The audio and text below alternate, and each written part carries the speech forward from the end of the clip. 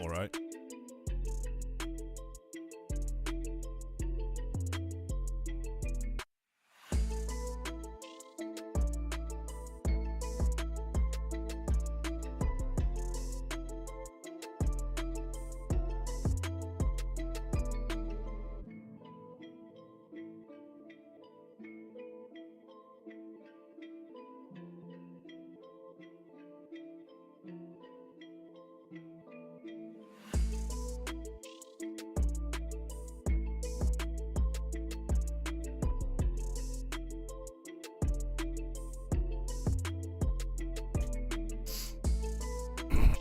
Best I can do on that redeem right now is either tea or Pepsi Max.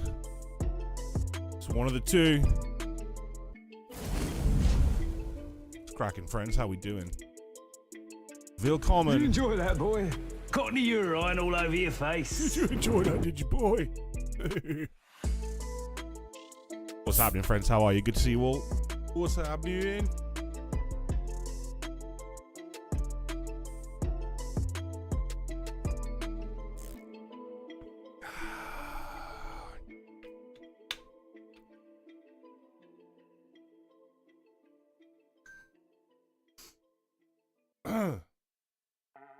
Apologies for the lateness, friends. We went for another walk, myself and Milo.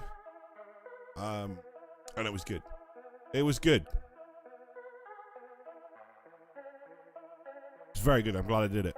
I'm glad I did it. But how have your days been? What you been up to, my friends? All right.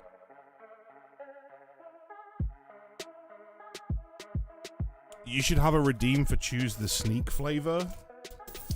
Yeah, I guess we could do that. I don't always drink sneak on stream though, but I guess we could. I guess we could do that. It's weird hearing you on David's phone watching out of sync on mine. Oh. Yeah, I can see how that would be weird. How that would be weird.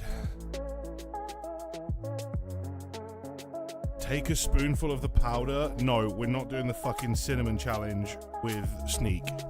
It's not happening.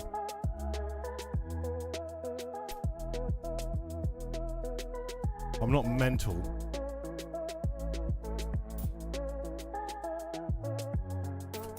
I might be a little bit off, but I'm not mental, you know? What about for bitties? Not even for bitties. Not even for bitties. What do you mean I am? You think I'm mental? Do you actually think I'm mental? That's the shit I would do? Yeah, yeah, no. I don't particularly want to sit here and choke on stream, you know? I'll be totally honest with you. I don't particularly want to do that. It's not my idea of fun.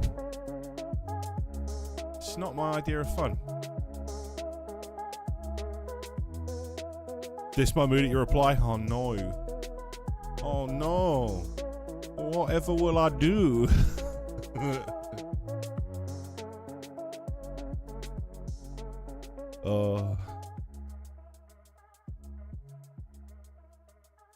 You seem like you might enjoy choking.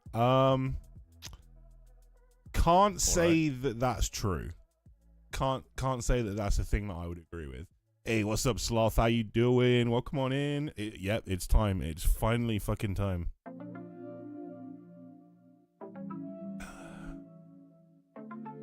It's finally time for Doki Doki Literature Club. I cannot believe that we've made it. What's this I hear about choking? You volunteered to be choked? No, so Wiggles was saying I should make a channel redeem. Oh no, sorry, Spitfire was saying I should make a channel redeem to choose my sneak flavor. So if I'm drinking sneak, choose the sneak flavor, have a redeem for it. And then Wiggles suggested I have one for taking a spoonful of the powder. And I said, no, I don't want to recreate the cinnamon challenge on my stream. because I don't particularly want to choke on stream. There we have the question answered about choking. You mean hi? I mean hi. I volunteer as tribute. I volunteer as tribute. Please pick me.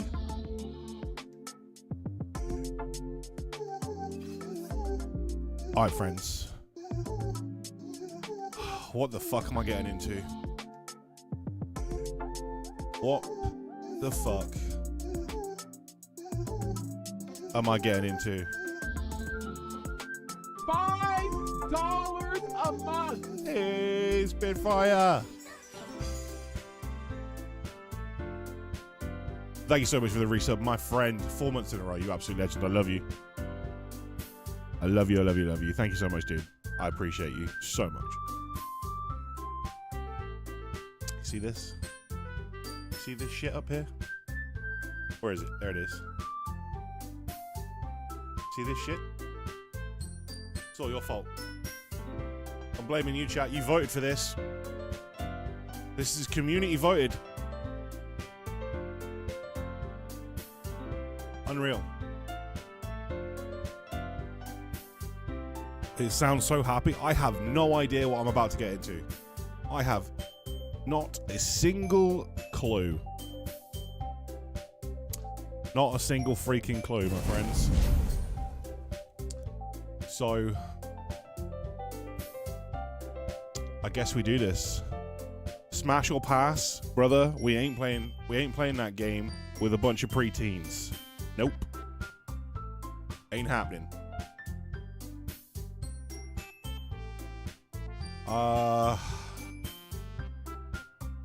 Fucking hell. Okay, here we do. Here we go.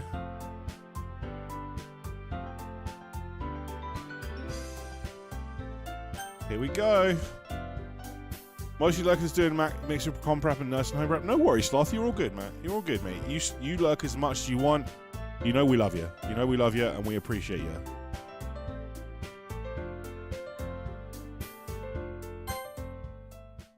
If that's true, I might turn it off. Hey. I see an annoying girl running toward me from the distance, waving her arms in the air like she's totally oblivious to any attention she might draw to herself. Okay, I mean, that's kind of normal these days with TikTokers and shit. That girl is Sayori, my neighbor and good friend since we were children. You know, the kind of friend you'd never see yourself making today, but it just kind of works out because you've known each other for so long. By the way, I'm the best narrator, just so you know. I'm fucking fantastic at narrating. We used to walk to school together on days like this, but starting around high school, she would oversleep more and more frequently, and I'd get tired of waiting up. If she's gonna chase after me like this, I almost feel better off running away. However, I just sigh and idle in front of the crosswalk and let Sayori catch up to me. Ha! That's exactly what she sounds like. That's how she sounds. Ah! I overslept again, but I caught you this time. Maybe, but only because I decided to stop and wait for you. You say that like you were thinking about ignoring. Oh my god, the fucking uwu face.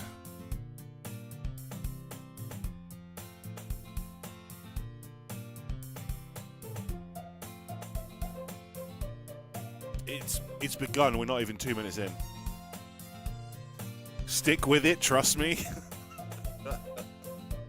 Okay. That's mean, Sai. Yeah, I'm mean. You know. Well, if people stare at you for acting weird, then I don't want them to think we're a couple or something. You swear you just saw the joy fade from my eyes, bro. To be fair, if you think that's bad, you should have seen me trying to play Kingdom Hearts. Oh, God. Kingdom Hearts is just far too fucking Disney. Fine, fine. But you did wait for me after all. I guess you don't have it in you to be mean even if you want to. Whatever you say, Sayori. It's worse than what I think? Oh, God. We cross the street together, make our way to school.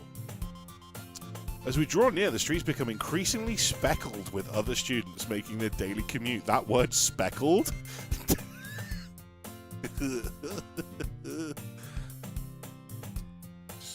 Makes me think of shit speckles on the toilet bowl. Yeah. Shit speckles on the toilet bowl. By the way, Sai, have you decided on a club to join yet? Yeah, the cool guy club. A club? I told you already, I'm really not interested in joining any clubs. I haven't been looking either. That's not true. You told me you'd join a club this year. Did I now? Did I? Sure, it's possible that I did. One of our many conversations where I dismissively go along with whatever she's going on about. This guy. Sayori likes to worry a little too much about me when I'm perfectly content just getting by on the average while spending my free times on games and anime, brother. This kid knows where it's at, I'm telling you. It's only 6 hours you can get through. Well, this community. I can't do it. I have no choice in the matter. You guys fucking vote for this. I have to play it. You see the life draining from his play. You see the life draining from his life playing this game, brother. You might want to reanimate that sentence. Get your riz on. No, they're fucking schoolgirls. Uh-huh. I was talking about how I'm worried that you won't learn how to socialize or have any skills before college. Wow, dude. That's rude. Your happiness is really important to me, you know? I'm happy. I'm fine. Are you fucking happy? Are you fine? Because I'm fine. And I know you're happy now, but I die at the thought of you becoming a NEET. What the hell is a NEET?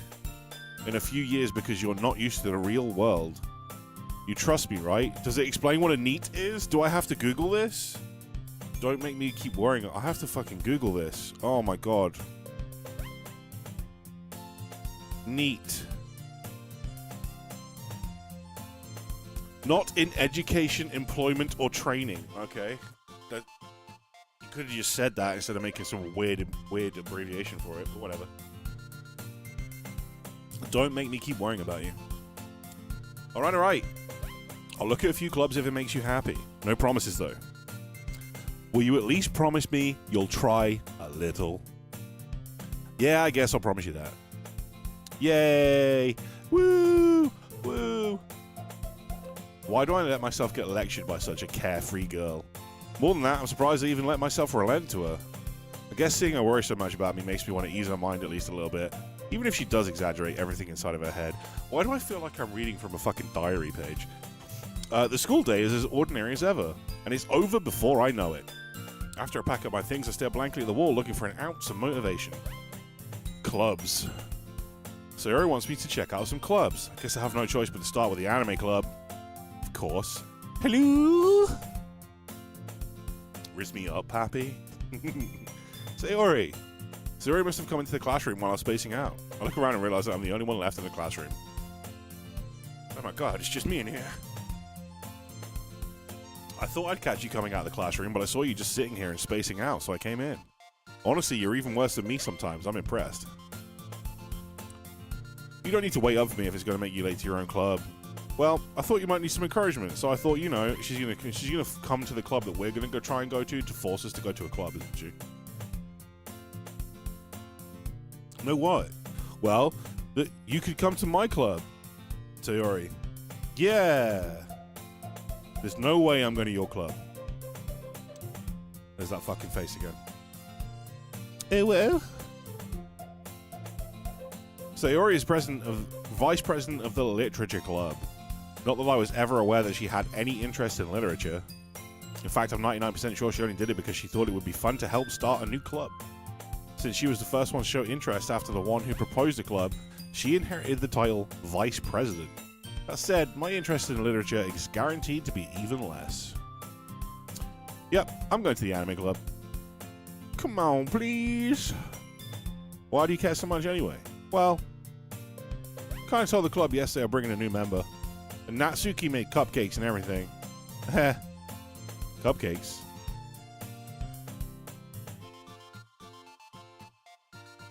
She say, actually say cupcakes, chat? Don't make promises you can't keep. I can't tell if Sayori is really that much of an airhead, or if she's so cunning as to have planned all of this cheek to cut my cake any day, Sloth you are. Sloth's holding on main today. Bruh. I let out a long sigh. I'm gonna do my Scott impression.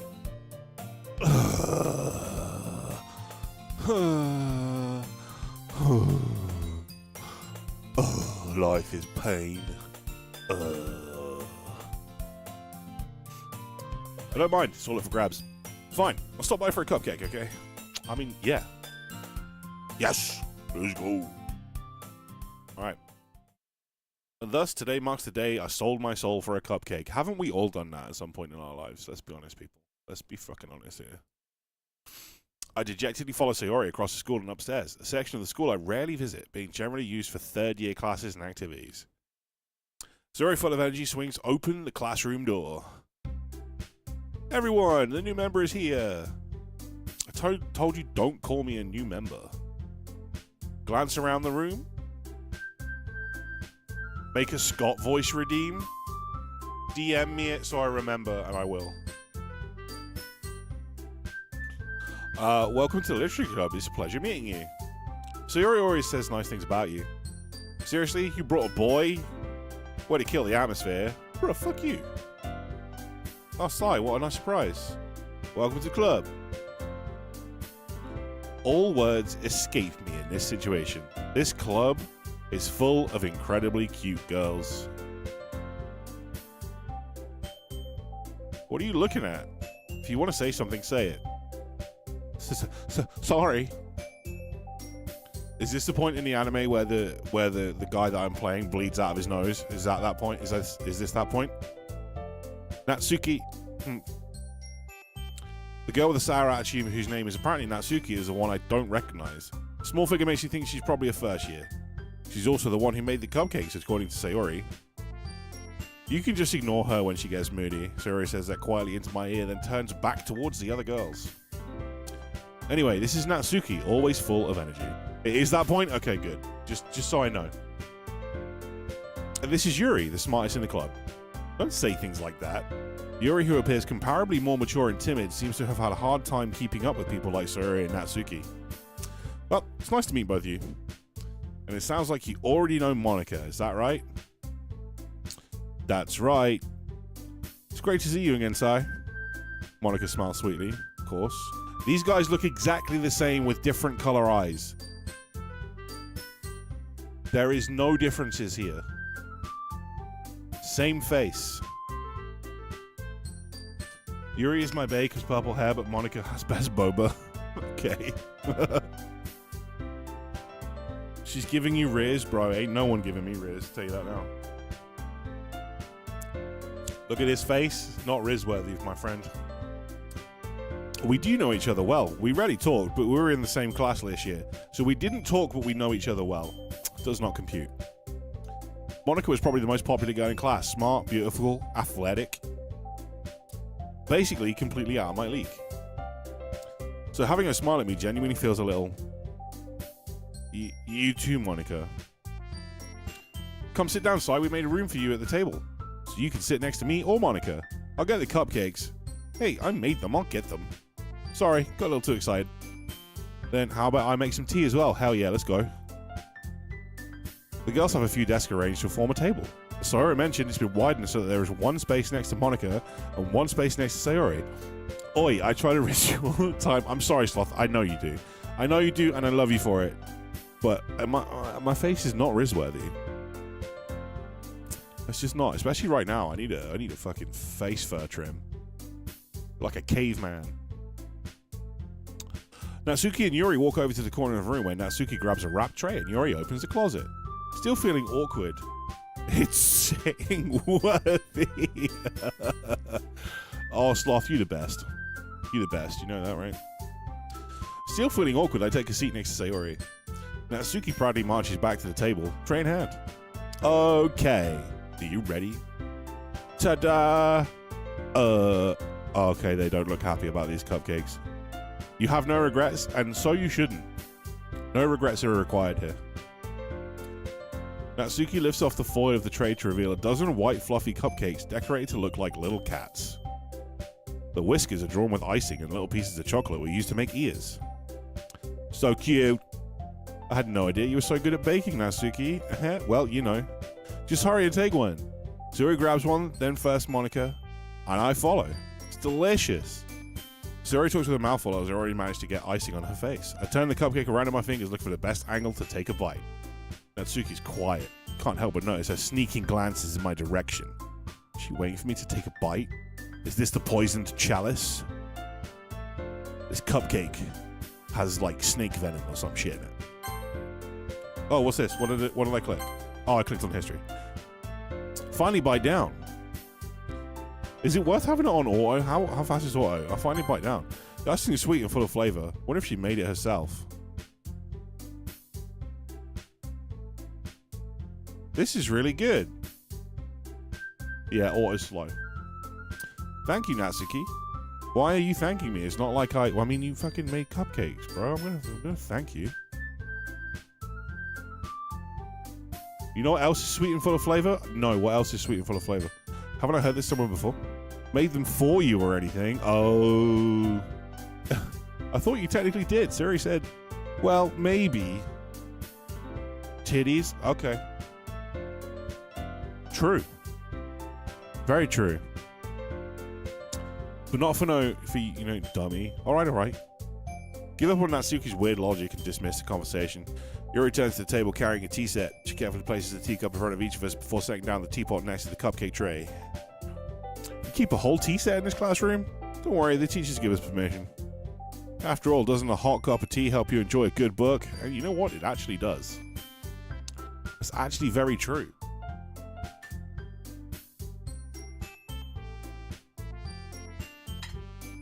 It's very true. Hot cup of tea, dead silence, let's go. Yeah. You have 5 days to get most of my chaotic energy out. I mean, you can use this chat as your chaotic energy release if you need to. Aha, I guess. Don't let yourself get intimidated. Yuri's just trying to impress you. It's not insulted. Yuri looks away. I meant that, you know.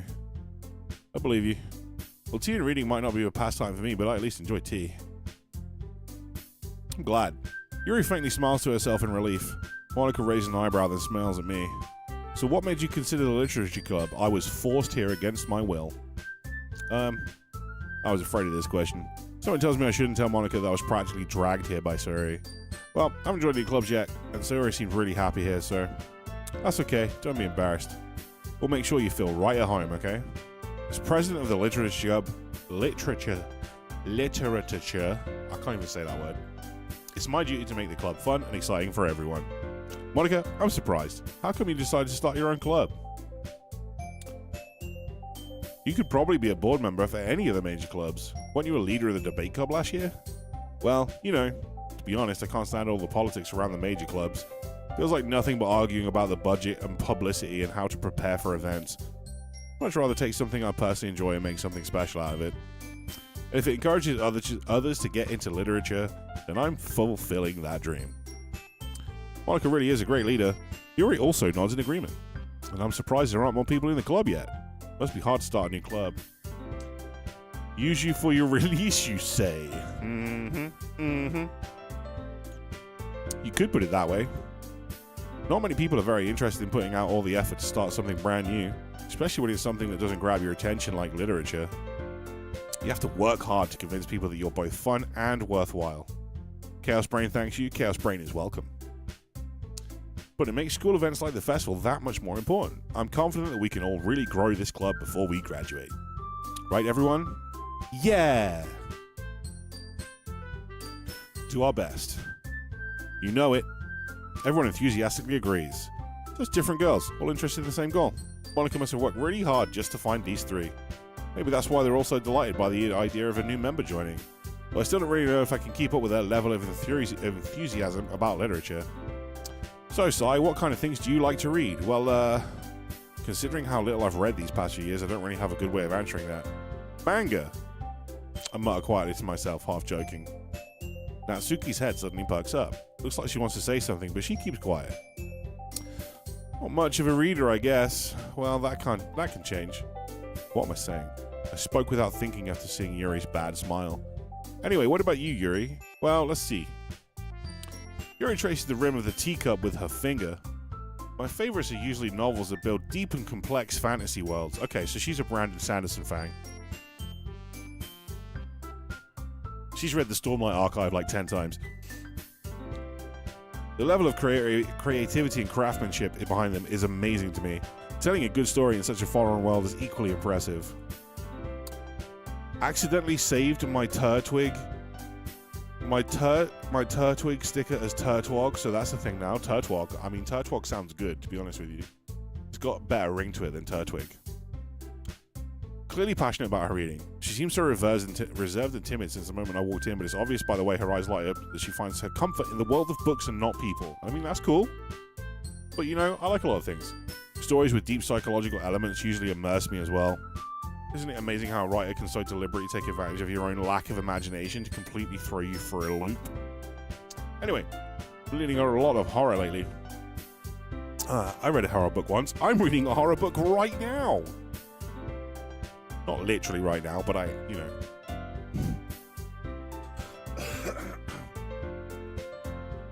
I desperately grasp something I can relate to at the minimal level.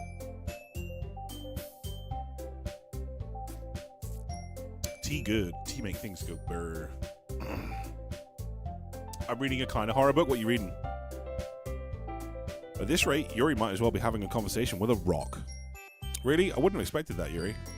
For someone as gentle as you. I guess you could say that, but if a story makes me think or takes me to another world, then I really can't put it down. Surreal horror is often very successful at changing the way you look at the world, if only for a brief moment. Ugh, I hate horror. Yeah, you would, Natsuki. You fucking would. Coming up in here with your fucking cat cupcakes and all that kind of bullshit. Yeah, whatever. Did Sai sell out to promote the book? I mean, I'm not sponsored or anything by S.A. Barnes, who wrote Dead Silence.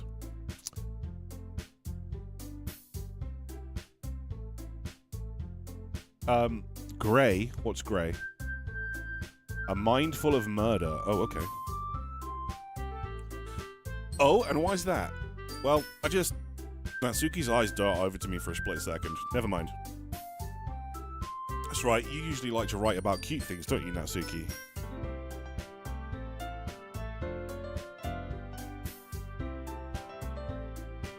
Grey is the 50 Shades male oh.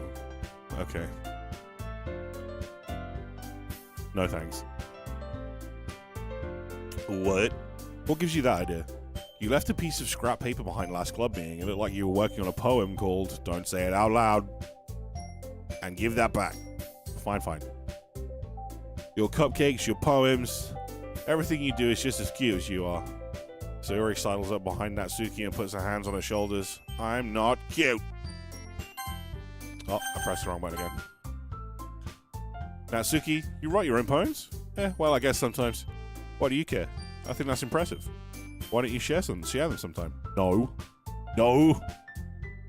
Natsuki averts her eyes. You wouldn't like them. Not a very confident writer yet. I understand how Natsuki feels. Sharing that level of writing takes more than just confidence. The truest form of writing is writing to oneself. You must be willing to open up your readers, exposing your vulnerabilities and showing even the deepest reaches of your heart. I thought I was going to say mind or soul. Has anyone in chat read 50 Shades? Or watched it? Because I have done neither and I never will. Do you have writing experience too, Yuri? Maybe if you share some of your work, you can set an example and help Natsuki feel comfortable enough to share hers. And what did you think of this filth masterpiece? You want your time back? Cool. I guess it's the same for Yuri. Worst written book I've ever read. Okay. You read it in the school library? Why the hell was 50 Shades of Grey in the school library? What? And you've read badly written Facebook werewolf smut. Uh-huh. Oh, you brought it from home. Okay. Good wank. Is it actually, though? Is it, bro? Sat in plain view in the library? Yeah, take some stones, brother. I wanted to read everyone's poems. We'll sit in silence for a moment. Okay, I have an idea, everyone. Natsuki and Yuri look quizzically at Monika. Let's all go home and write a poem of our own. The next time we meet, we all share them with each other. That way, everyone is even. Yeah, let's do it. Plus, now that we have a new member, I think it will help us all get a little more comfortable with each other and strengthen the bond of the club. Isn't that right, Sai? I guess so. Monika smiles warmly at me once again. Hold on, there's still one problem. What's that? Now that we're back on the original topic of me joining the club, I bluntly come forth with what's been on my mind the entire time. I never said I would join this club. Sayori may have convinced me to stop by, but I never made any decision. I still have other clubs to look at, and I lose my train of thought. All four girls stare back at me with dejected eyes. Uh-oh. But... I'm sorry, I thought... Huh. Sigh. You all... I'm defenseless against these girls. How am I supposed to make a clear-headed decision when it's like this? That is, if writing poems is the price I need to pay in order to spend every day with these beautiful girls, right. Okay, I've decided then. I'll join the literature club. This guy's fucking weak, man. One by one, the girls' eyes light up. Yes, I'm so happy. Sayori wraps her arms around me, jumping up and down. Hey, you really did scare me for a moment. If you really just come for the cupcakes, I would be super pissed. Then that makes it official. Welcome to the literature club. Thanks, I guess. Okay, everyone. I think with that, we could officially end today's meeting on a good note. Everyone remember tonight's assignment. Write a poem to bring to the next meeting so we can all share. Monika looks over at me once more. Sai, I look forward to seeing how you express yourself. Yeah. Can I really impress the class star Monika with my mediocre writing skills? Already feel the anxiety welling up inside of me. Meanwhile, the girls continue to chit-chat as Yuri and Natsuki clean up their food. Hey, Sai, since we're already up here, do you want to walk home together? That's right. Sayori and I never walk home together anymore because she's always stayed after school for clubs. Sure, might as well. Yay!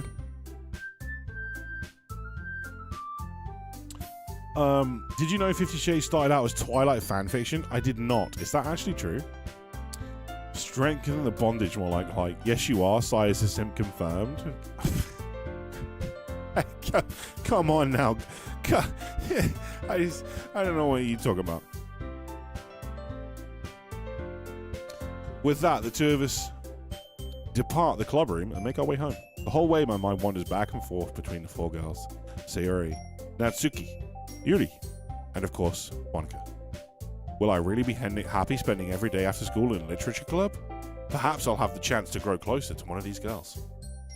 Alright, I just need to make the most of my circumstances, and I'm sure good fortune will find me. And I guess that starts with writing a poem tonight. Okay, guys. It's time to write a poem. Pick words you think your favorite club member will like. Something good might happen with whoever likes your poem the most.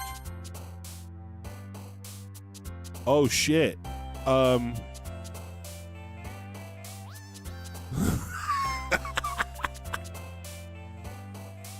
Bro.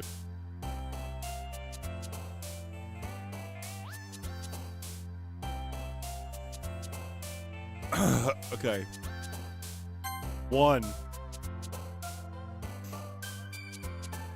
Done. It's done. We did it.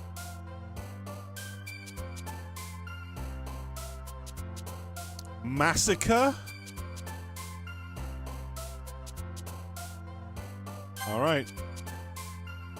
Massacre was first. David, you can pick this one. You pick this one, David. I think I know which one you're gonna pick. I fucking knew it. Defeat, Wrath, Playground, Memory, Sunny, Infinite, Nibble, Graveyard, Bunny, Play. We got one for Play. We got one for Nibble. All right. We got another one for Nibble. What's up, Tiger? How you doing, bro? There's 2 for Nibble, chat.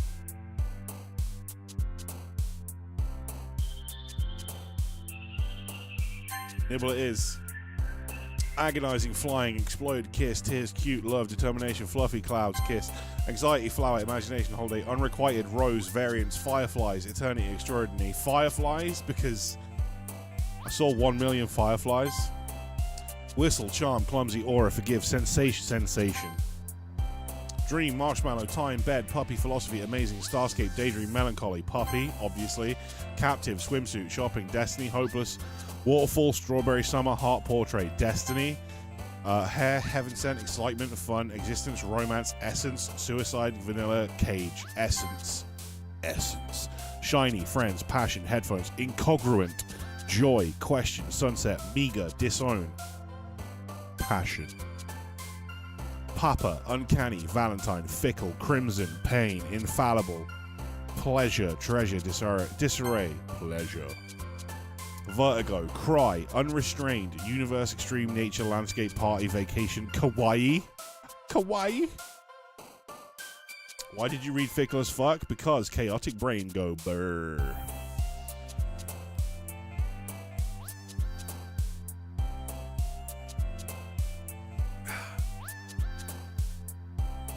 Num num. Accurate? Exactly. Unrestrained. Silly, childhood, broken, electricity, judgment, calm, sticky, shame, 12, shame. Shame, we need a bell. Shame. Nightgown, color, bouncy, skipping,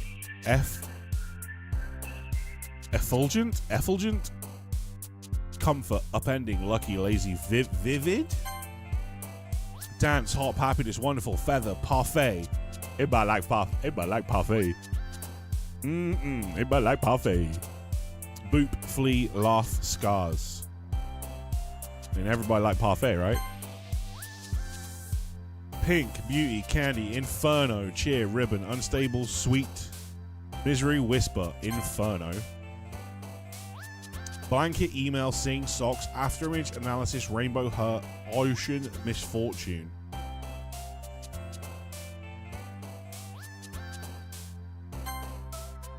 Peaceful, vivacious, hope, death, vibrant, melody, fantasy, peace, dark, raindrops. Vivacious. Together, adventure, contamination, contamination, jumpy. Doki doki. I don't actually know what doki doki means. Loud, fireworks, sadness, music, warm.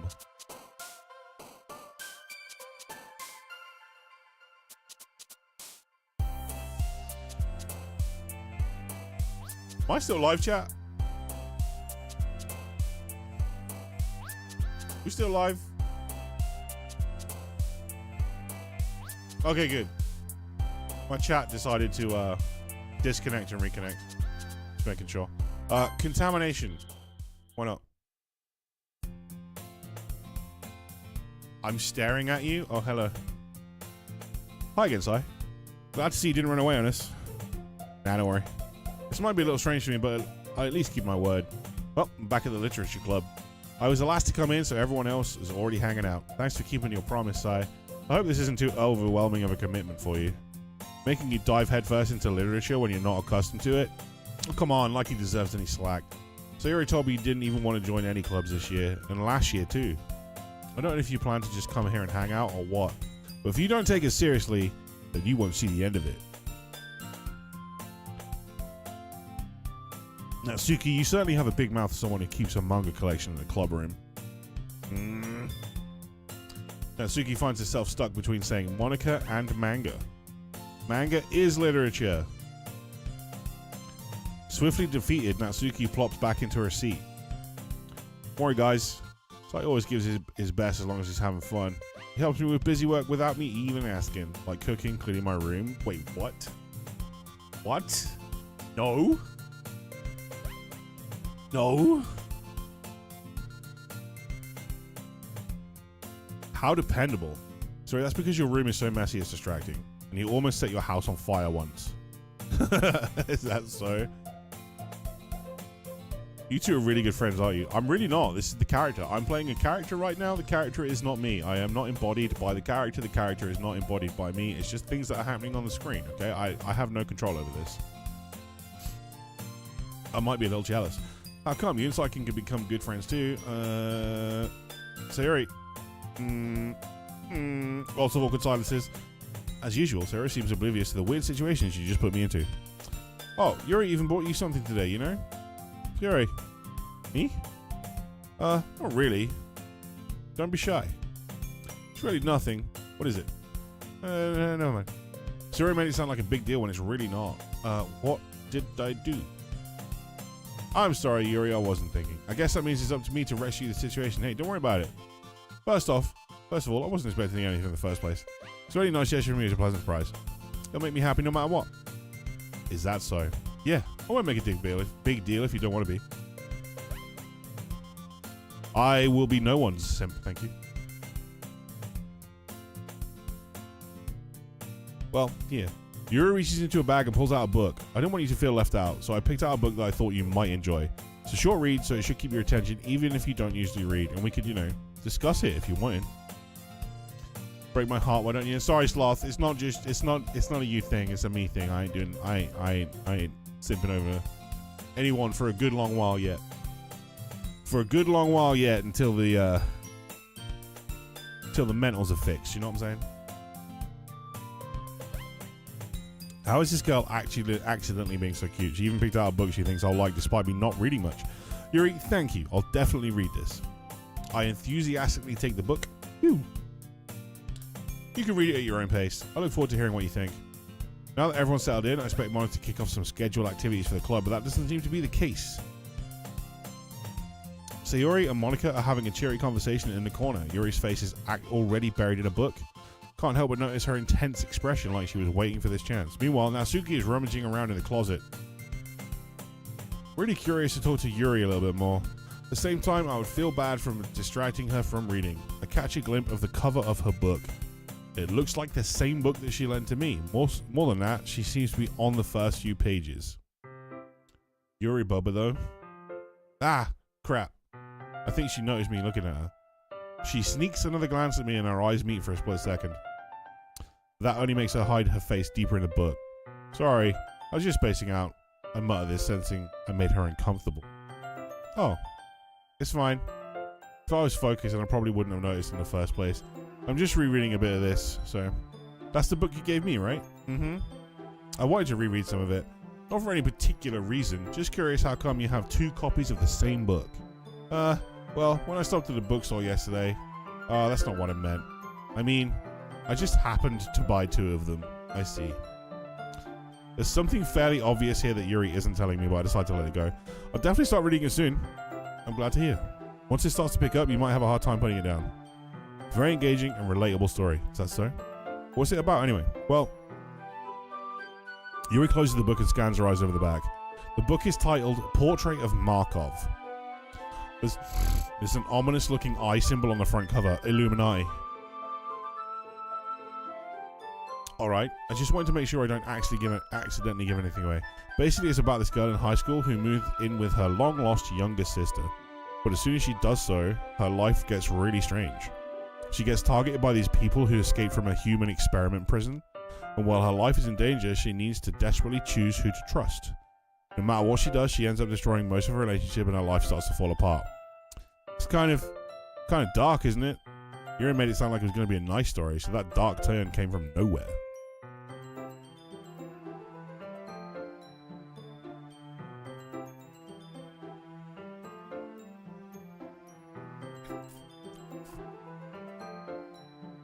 What am I playing?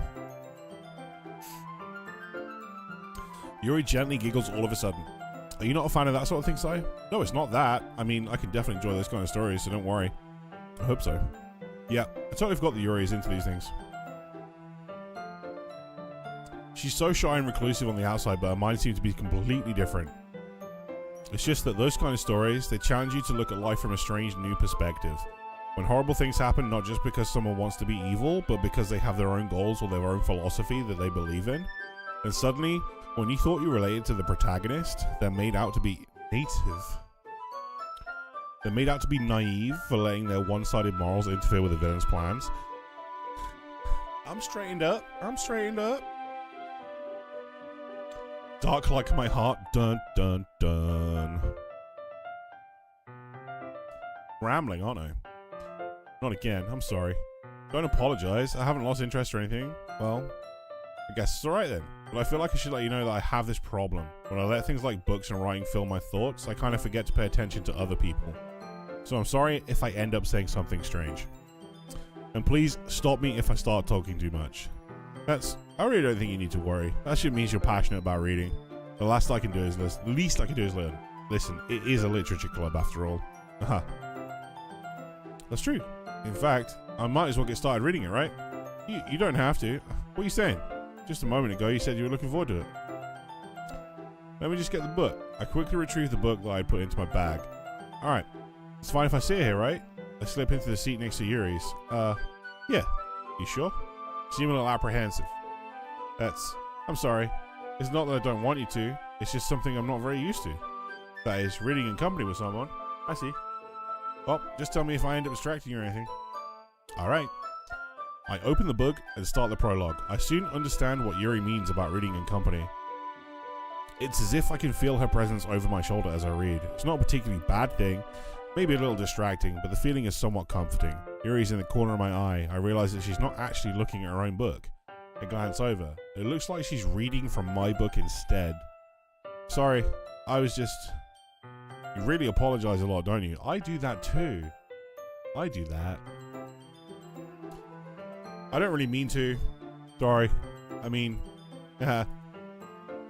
Here, this should work, right? I slide my desk until it's up against Yuri's and hold my book more between the two of them. I suppose so. Yuri timidly closes her own copy. Once we each lean in a bit, our shoulders are almost touching. It feels like my left arm is in the way, so instead I use my right hand to hold the book open. I guess it makes it kind of difficult to turn the page. Here. Yuri takes her left arm and holds the left side of the book between her thumb and forefinger. What the fuck is happening here? I do the same with my right arm on the right side of the book. That way I turn a page and Yuri slides it under her thumb after it flips to her side. But in holding it like this, we're huddled even closer together than ever before.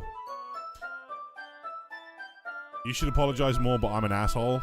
Nah, you're not, Sloth. You're not an asshole at all. I apologize far too much. I apologize for things that I shouldn't apologize for. It's just like this thing in my head. It just happens. Spitfire and Wiggles can attest to that. It's actually kind of distracting me. It's as if I can feel the warmth of Yuri's face and she's in the corner of my vision. Are you ready? To turn the page. Oh, sorry. I think I got a bit distracted for a second. I glance over at Yuri's face again and our eyes meet. I don't know how I'll be able to keep up with her. That's okay. You're not as used to reading, right? I don't mind being patient if it takes you a bit longer. It's probably the least I can do since you've been so patient with me. Thanks. We'll continue reading. Yuri no longer asks me, so I'm ready to return the page. Instead, I just assume she's finished the page before me, so I turn it by my own volition. We continue the first chapter in silence. Even so, turning each page almost feels like an intimate exchange. My thumb gently letting go of the page, letting it flutter over to her side as she catches it under her own thumb. Hey Yuri, this might be a silly thought, but the main character kind of reminds me of you a little bit. You think so? How does she? Well, I guess she's more blunt in a lot of ways. But she also second guesses all of the things that she says and does. Like she's afraid she'll do something wrong. It's not like I can see into your head or anything, but they're kind of reminiscent of some of your mannerisms. I see. Yuri remains silent for a moment, but sigh. That's probably a terrible thing to have in common with her. Oh, it's so embarrassing that you think that. Wait. I didn't mean it in a bad way or anything. Sorry, I really didn't know you were so self-conscious about that sort of thing. I guess I more meant it as that it's kind of cute. Ha ha ha. What are you saying all of a sudden? Okay, everyone. I think it's about time we shared today poems with each other. We might not have enough time if we wait too long. Yuri exhales, spared from finishing her thought. Is that alright, Yuri? You look kind of down. I'm sorry if you haven't been looking forward to this. It's fine. Yuri releases her hand from the book, causing it to close on top of my thumb. Alright, I guess I'll do some more reading tonight. Or would you prefer I only read it with you? I guess I don't have too much of a preference either way. In that case, I'll read a little more tonight. It'll be more fun to read with you after it picks up a bit, you know? That's good reasoning. In that case, feel free to finish the first 2 chapters in your own time. Alright? Stand up, make the mental note of where I left off in the book, then slip it back into my bag. Why don't you just put a bookmark in it, dude? Did you remember to write a poem last night? I sure did. My relaxation ends. I can't believe I agreed to do something so embarrassing. I couldn't really find much inspiration since I've never really done this before.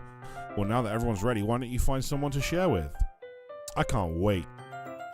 Sayori and Monika enthusiastically pull out their poem. Sayori is on a wrinkled sheet of loose leaf torn from a spiral notebook. On the other hand, Monika wrote hers in a composition notebook. You can already see Monika's pristine handwriting from where I sit. Natsuki and Yuri reluctantly comply as well, reaching into their bags. I do the same myself. Who should I show my poem to first? Yuri, I think, so. Seeing as we spent the most time with her so far. Yuri seems to be the most experienced, so I should start with her. I can trust her opinion, to be fair. As Yuri reads the poem, I notice her eyes lighten. Exceptional. What was that? Did I say that out loud? Yuri first covers her mouth, but then ends up hovering her whole face. He's going to hate me? You really didn't do anything wrong, Yuri. I guess you're right. What am I getting so nervous for? Yuri takes a breath. So, what kind of writing experience do you have? Your use of imagery and metaphors indicates you've written a lot of poetry before. Really? Wow, that's a huge compliment coming from you. This is actually my first time, really. Yuri stares at me blankly, then opens my poem again. Well, I know that. I just meant, Yuri trails off, unable to find an excuse. She traces her finger along the words in the poem as if breaking it down more thoroughly.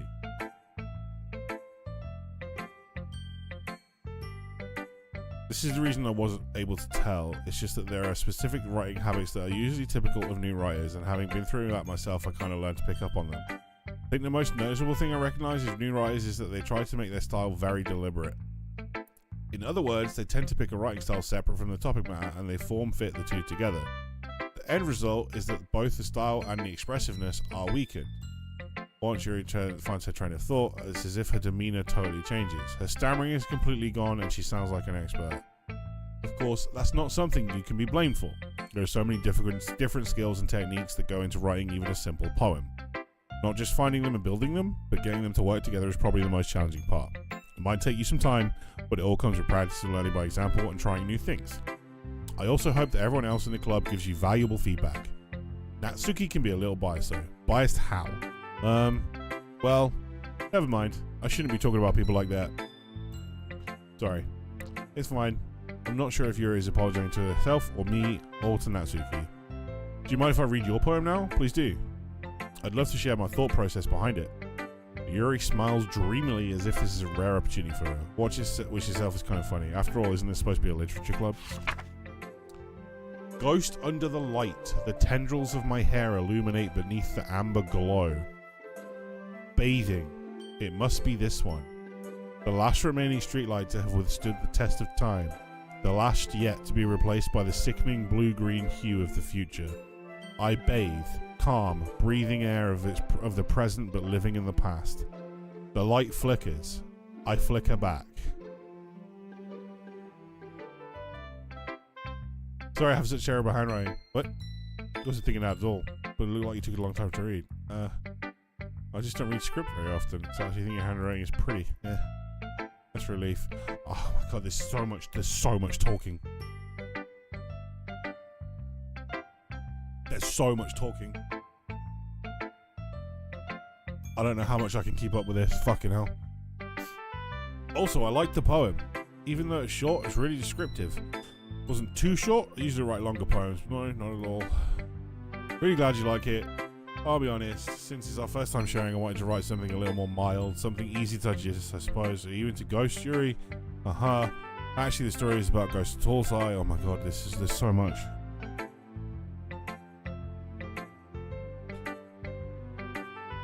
I must have totally missed the point. Well, I suppose you did only glance over it after all. But remember that poems often express their own thoughts, feelings, and experiences in their work. They usually do more than tell a simple story or paint a picture. In this case, perhaps the subject of the poem is only being symbolically compared to a ghost. lingering in her last remaining place of comfort, unable to let go of the past, and soon to be left with nothing. It's a lot more solemn putting it that way. I hadn't even thought of that. That's impressive. It's nothing really. Yours was impressive too, so nah. If anything, I could probably learn a thing or two from you. Think so? Yeah, of course. You know, I was really nervous about doing all this, but in the end I enjoyed it. I'm gonna keep doing my best for you, Sai. Me too. Stick with it, trust me. I'm struggling already. Honestly, struggling. Who should I share my poem to next? Sayori?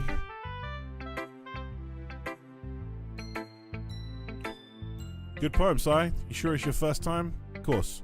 It's not that good. Am I the kind of guy who'd be writing poems in his spare time? No, you haven't, Sloth. This is true. But I'm really fucking struggling with this. Nothing has happened. Nothing of interest is happening right now.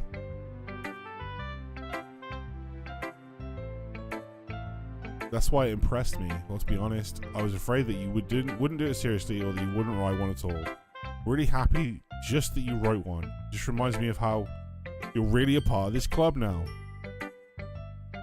Not to mention the fact that I'm standing in front of you in the club, in the room. Well, of course, I'm not really into it yet, but that doesn't mean I'll break my promise. See? It's like I said before, Sai. Deep down, you're not selfish at all, you know? Trying new things like this for other people, that's something that only really good people do. Thanks, Sayori. Not sure if Sayori sees a full picture of my motive here. Then again, can't deny that she's part of the reason I joined. Knowing how much this means to her and all, yeah. I'm going to make sure you have lots of fun here, okay? That'll be my way of thanking you. Alright, I'm going to hold you to that then. Yay. Now you read my poem too, right? Don't worry, I'm really bad at this. Dear Sunshine, the way you glow through my blinds in the morning, it makes me feel like you missed me. Kissing my forehead to help me out of bed makes me rub the sleepy from my eyes. Fucking hell. Jesus fucking Christ. Are you asking me to come out and play? Are you trusting me to wish away a rainy day? I look above, the sky is blue, it's a secret, but I trust you too. If it wasn't for you, I could sleep forever, but I'm not mad. I want breakfast.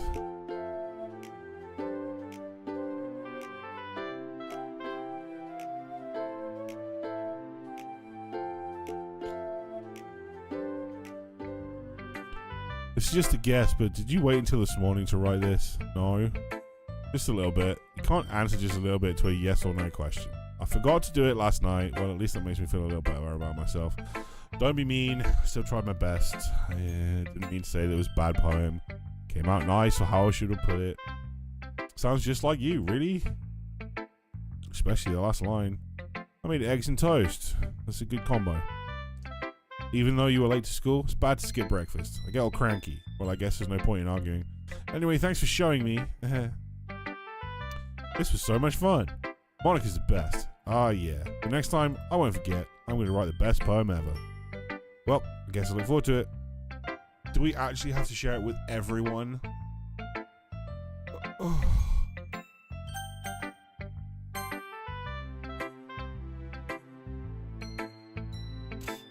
Well, it's about what I expected from someone like you. That's a little blunt. Well, excuse me. It's not like I said it was bad. It just didn't evoke any emotions. So basically, it's not cute enough for your tastes. Do you want to get smacked? I'll pass.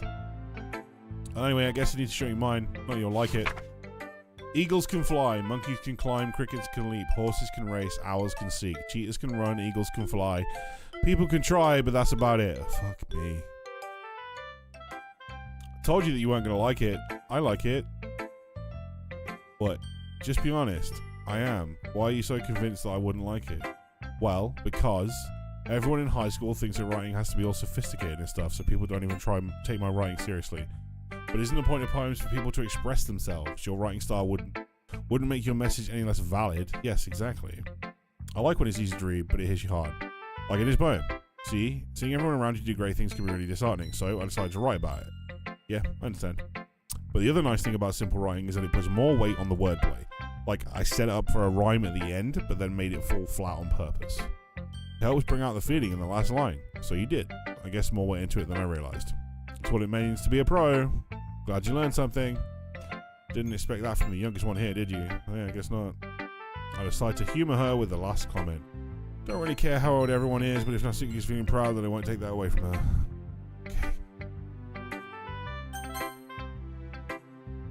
Hi, Sai. Having a good time so far? Maybe.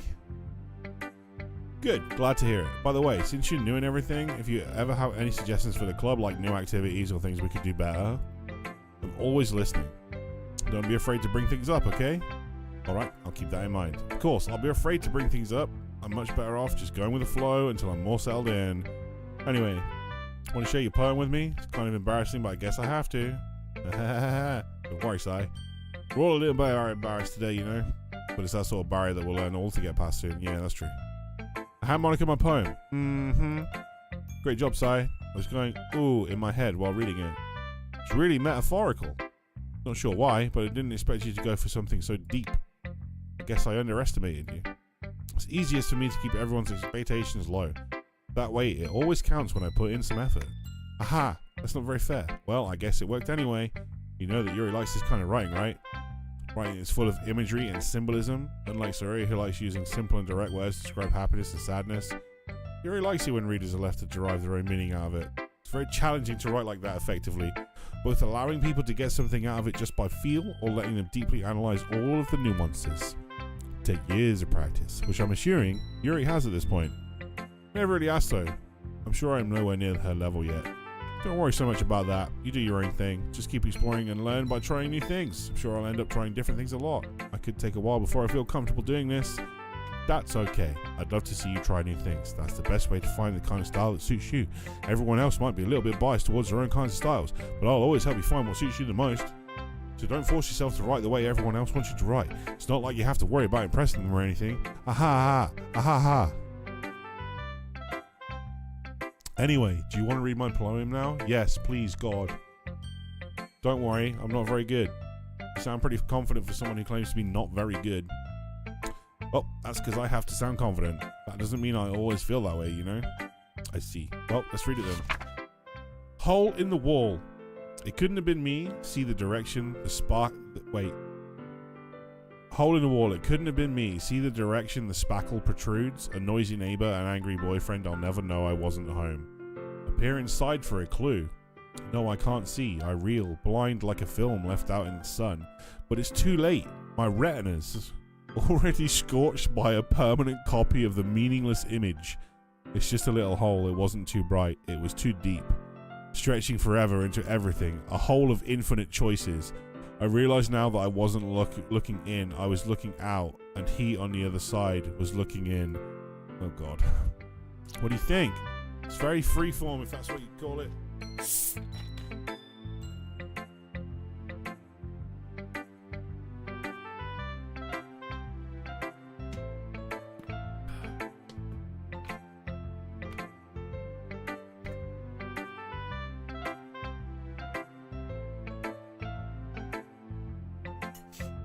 Not really the right person to ask for feedback. It's okay. Kind of style has gone pretty popular nowadays. That's a lot of poems have been putting emphasis on the timing between words and lines. When performed out loud, it can be really powerful. What was the inspiration behind this one? Well, I'm not sure if I know how to put it. I guess you could say that I had some kind of epiphany recently. It's been influencing my poems a bit. An epiphany? Yeah, something like that. Kind of nervous to talk about deep stuff like that because it's kind of coming on strongly. Maybe after everyone is better friends with each other. Anyway, here's Monika's writing tip of the day. Sometimes when you're writing a poem or a story, your brain gets too fixated on a specific point. If you try so hard to make it perfect, then you'll never make any progress. Just force yourself to get something down on the paper and tidy it up later. Another way to think about it is this. If you keep your pen in the same spot for too long, you'll just get a big dark puddle of ink. Just move your hand and go with the flow. That's my advice for today. Thanks for listening. Thanks for sharing.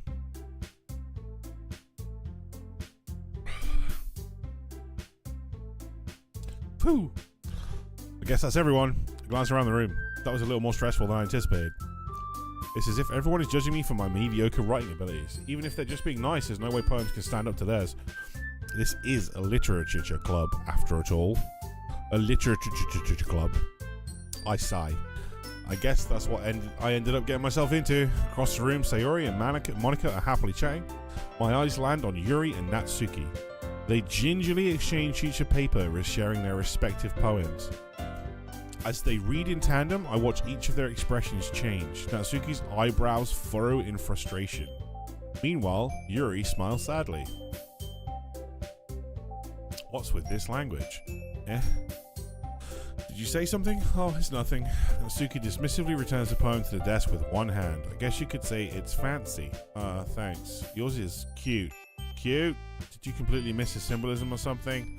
It's clearly about the feeling of giving up. How can that be cute? I know that. I just meant the language, I guess.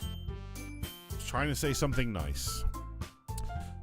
You mean you have to try that hard to come up with something nice to say? Thanks, but I really didn't come out nice at all. Well, I do have a couple of suggestions.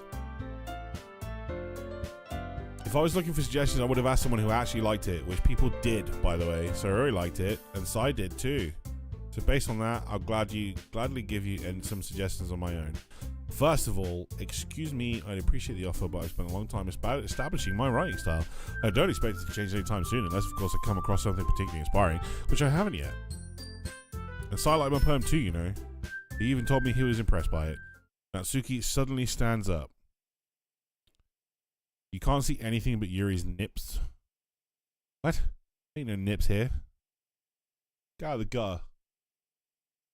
Oh? I didn't realize you were so invested in trying to impress our new member, Yuri. That's not what... Yuri stands up as well. Maybe you're just jealous that Sai appreciates my advice more than he appreciated yours. And how'd you... Oh my god, how'd you know he didn't appreciate mine? There is one, David agrees too. Oh, okay. Are you full of yourself? If I was full of myself, I would deliberately go out of my way to make everything I do overly cutesy.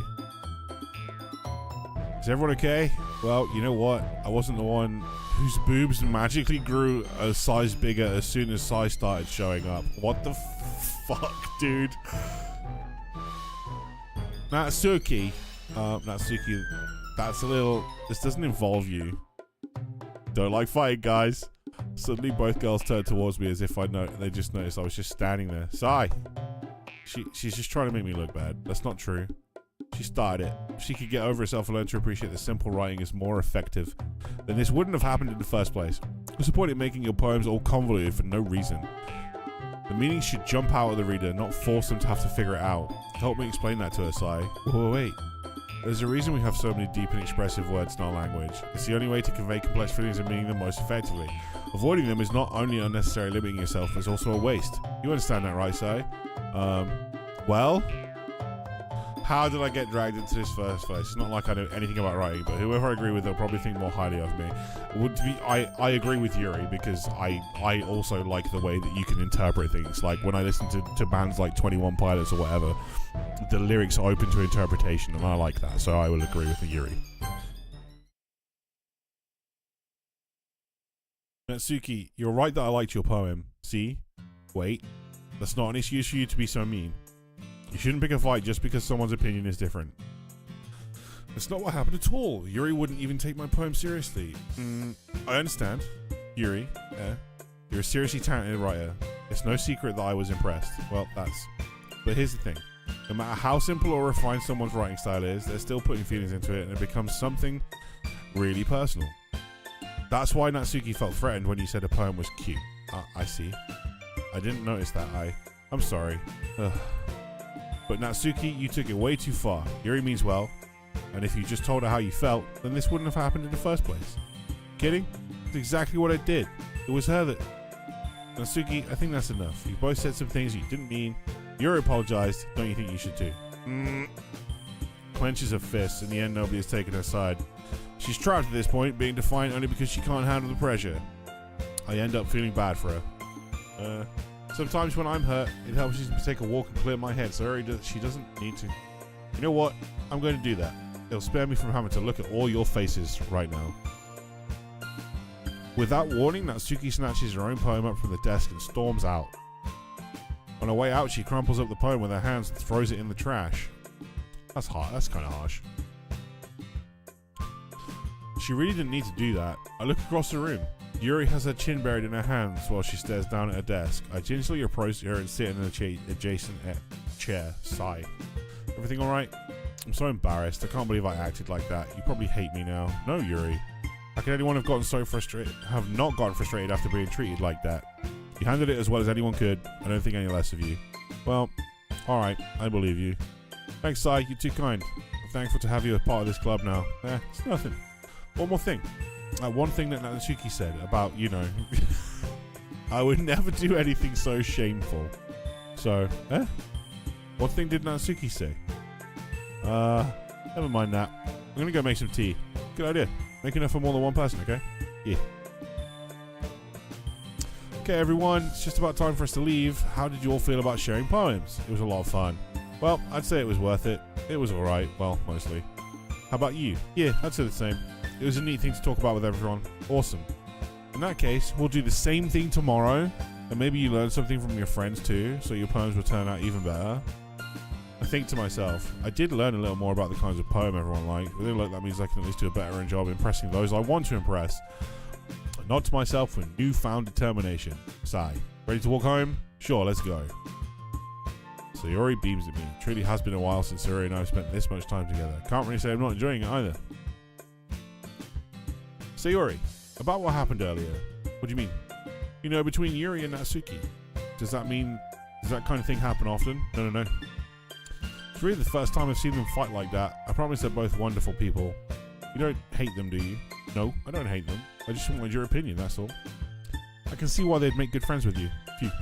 You know, Sai, it's nice that I get to spend time with you in the club, but I think seeing you get along with everyone is what makes me the happiest. And I think everyone really likes you too. That's every day is going to be so much fun. It looks like Sayori still hasn't caught on to the kind of situation I'm in. Sure, being friends with everyone is nice, but does it really need to stop there? God, my God. Just have to see what the future holds, Sayori. I pat Sayori on the shoulder. I said that more to myself than to her, but it's easy to use Sayori as an internal monologue sometimes. Okay. Yeah, let's do this. Let's do this. Right, we got right another philosophy color explode headphones on my heart embrace booth for a minute. Philosophy. Breathe, incapable, bubble, shopping, cheeks, ribbon, extreme, skipping, unrequited, giggle. Feather, ambient, mouse, hope, defeat, peaceful, uncontrollable, joy, imagine, melancholy. I like that word. Nibble, after image, lazy, grief, clumsy, boop, cry, universe, grief. Wonderful, pout, hopeless, sparkle, music, clouds, anime, massacre. I'm gonna use massacre again. Marriage, socks, daydream, variants, friends, cheer, doki doki, dark, fantasy. Dream, tragedy, alone, rainbow, question, fireflies, memories, pink, disarray, lipstick, tragedy. Good soup. Contamination, playing around with misfortune.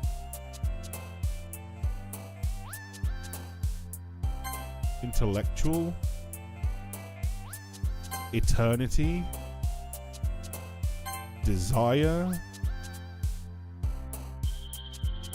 Sensation.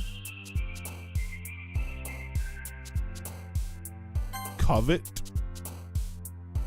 Vivid, graveyard, agonizing, shy, strawberry, cage, sweet, special, charm. Vivid. Heartbeat, judgment, incongruent, melody, atone, lucky, horror, frightening, awful. Atone? Fluffy, loud, disaster, marshmallow, sing, puppy, fireworks, death, lollipop, whistle. Disaster. Spinning, sunny, infinite, quiet, tenacious, that's a good word. Childhood, anger, chocolate, effulgent, scars, games, unending, vivacious. We testing stickies, pray for me. We praying. We praying. Bed, electricity, rose, journey, jumpy, empty, raindrops, vacation, lust, love, lust. Misery, prayer, swimsuit, climax, destiny. We gotta use that again. Whenever that word comes up, we gotta use. Another day passes. It's time for the club meeting already. I've gotten a little more comfortable here over the past couple of days. Entering the club room, the usual scene greets me. Hey, Sai. Yo, Sayori. Looks like you're in a good mood today. I'm just still not used to being in the club, that's all. I see. It's a pretty simple thing for you to get in a good mood, but I guess it's always simple things for you anyway. Speaking of which, kinda hungry. Will you call me to buy a snack? No thanks. That's not like you at all. I have my reasons. Why don't we take a look at your purse, Sayori? Why that all of a sudden? No reason really. Just wanted to look at it. Retrieves her coin purse. She fumbles with the latch and gets it open. Then she turns it upside down and lets its contents spill onto the desk. Only 2 small coins fall out. I knew it. I can see right through you, Sayori. It's not fair. How do you even know? Simple. If you had enough money in the first place, you would have bought a snack before coming to the club room. So either you're not hungry or wanting to make an excuse to talk, or you plan to conveniently forget that you spent all your money, so I would lend you some. But there's one more thing. You're always hungry, and so that only leaves one option. I give up. Don't make me feel guilty. If you feel guilty, that means you deserve it. Yuri suddenly giggles. I didn't notice that she was listening in. Her face is in her book as always. I wasn't listening or anything. That was just something in my book. Yuri, tell Sai to let me borrow some money. Don't get me involved like that, sorry. Besides, you should only buy what you can responsibly afford. And frankly, after pulling a mischievous little stunt like that, your suffering is fair enough retribution. I didn't mean that. I got too absorbed into my book. I really like when you speak your mind, Yuri. It doesn't happen much, but it's a fun side of you. There's no way you could think that. You were right, though. I did something bad, and I have to accept the retribution. That. Still, coming from you, Sayori, I guess there's a little devil inside all of us, isn't there? Don't let her fool you. Sayori knows exactly what she's doing. After all, she told you guys she was bringing me to the club before she even told me. You wouldn't have come if it weren't for the cupcakes, so I had to trick Natsuki into making them. Come on, give me more credit than that. What happened? What just happened?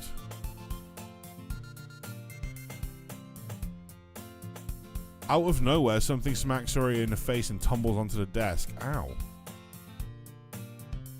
What was... a cookie? Sure enough, it's a giant cookie wrapped in plastic. Sayori glances around. Is this a miracle? It's because I paid my retribution? Actually, that one almost worked. The machine is whirring. Is that good? I was just going to give it to you, but then I heard you blab about the cupcakes. I was totally worth seeing your reaction, though. Oh, so Natsuki threw it at her. Okay.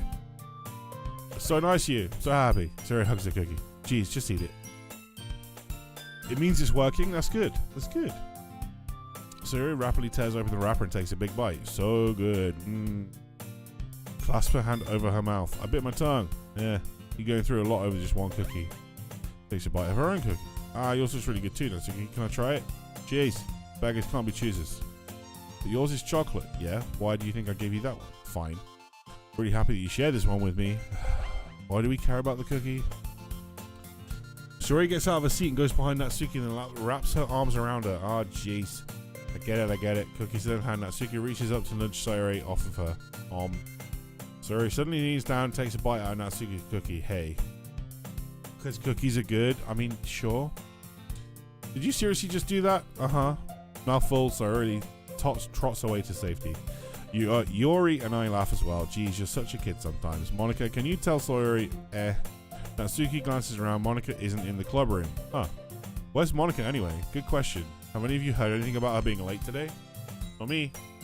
Yeah, I haven't either. That's a bit unusual. I hope she's okay. Of course she's okay. She probably just had something to do today. She's pretty popular after all. You don't think she has a... I wouldn't be surprised. She's probably more desirable than all of us combined. That's true. Excuse me? Suddenly, the door swings open. Sorry, I'm super sorry.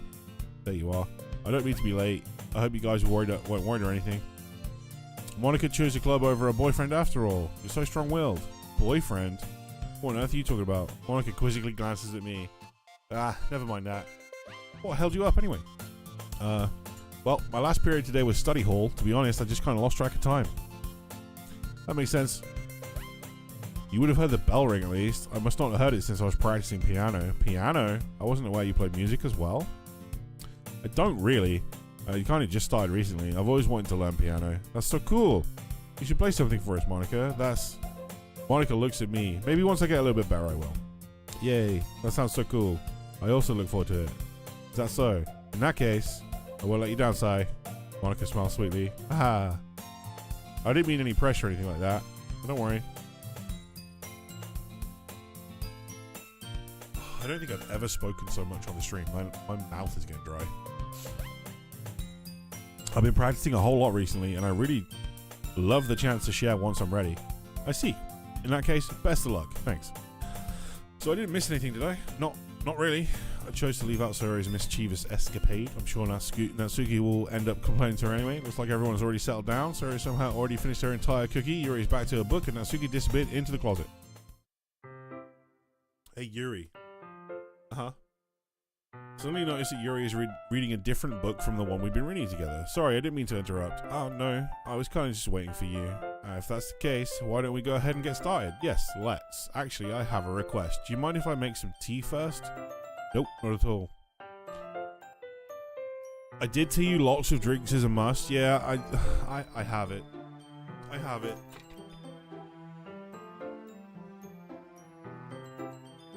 You think this is working? Awesome. That's good, Sloth. I'm pleased. That's what we needed. That's what we needed.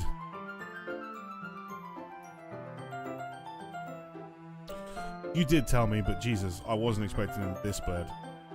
If this is what all visual novels are like, then I can see myself only playing one visual novel.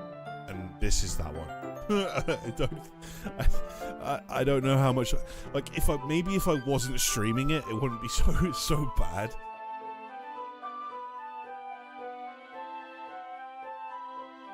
Not at all. Thanks very much. If there's one thing that can make my reading time here any better, it's a nice cup of tea. Not to mention for yourself as well. We all like a good cuppa. Yuri stands up and makes her way to the closet. I follow and watch as Yuri retrieves a small water pitcher from the shelf. The kind with a filter inside. Visual novels are hard. I'm sure they're fine if you're not streaming them, you know? Like, I've never streamed one before, and I've never played one before, so I wasn't really sure what to expect. There's just a lot, you know? Can you hold this for a second? Sure. Yuri hands me the water pitcher. Also fetches an electric kettle. Screen black? You may want to refresh, dude. Doesn't look like anything's wrong my end. You had one for a review earlier in the year. It's so boring. Which one? Screen's fine for me. Yeah, OBS looks fine, buddy. You may need to refresh. Are you on the Twitch app or are you on the website? Slay the Princess? Oh, I think I threw that on threw that on my wish list. I didn't realize it was a visual novel. Fixed it. Should work in iTeamy. Turned it on and off again. You are a genius, my friend. You are a genius. Was it that bad, Sloth? I didn't realize it was a visual novel. Yuri hands me the water pitcher and also fetches an electric kettle. I'm going to plug this in at the teacher's desk and then we'll go get some water. She walks past me and sets the kettle down on the teacher's desk. So bad? Okay, I'm going to take it off my wish list then. I simply watch her movements. To my surprise, the way she moves really contrasts her speaking mannerisms. You were just bored as hell? Ah, that's fair. That's never a good thing. Never a good thing. Especially because of her long legs, Yuri appears elegant and methodical. Got multiple endings in it, but did not vibe at all, right? Okay. Yeah, I guess if something doesn't vibe, it doesn't vibe, right? Just one of those things. Okay, may I have the water pitcher? Thanks, I'll be right back. I might as well walk with you. Yeah, why not? Shall we go then? Yeah. Where are you two off to? Yuri's gonna go make some tea, so I suddenly realized how weird it sounds to explain the situation to Monika. What? We're gonna go get some water for the kettle? That sounds weird. We're just filling the water pitcher. Okay. Just a bit curious. That's kind of a one-person job, isn't it? No. That's... Monika, please mind your own business for once. Or do you want me to tell... Do you want to tell me there's something wrong with helping involve Sai in club activities? My mouth gapes. I suppose there's nothing wrong with that. Then let's go, Sai. Yuri quickly exits the room and I follow. Once in the hallway, she suddenly puts her forehead against the wall. Spoke without thinking. How could I say something like that, Yuri? Something about the way she said that. It made me feel so irritated. What's wrong with me? No, Yuri. I think you did the right thing. I wasn't expecting it, but it's also not right for Monika to judge people like that. Sai, how come even when I do something bad, you're being nice to me? Because nothing that you do is as bad as you make it seem in your head. Nobody's perfect. We have emotions and we can't always hide them away. This is fucking so true. But you always amplify things in your head. Your mind turns a light rain shower into a hurricane.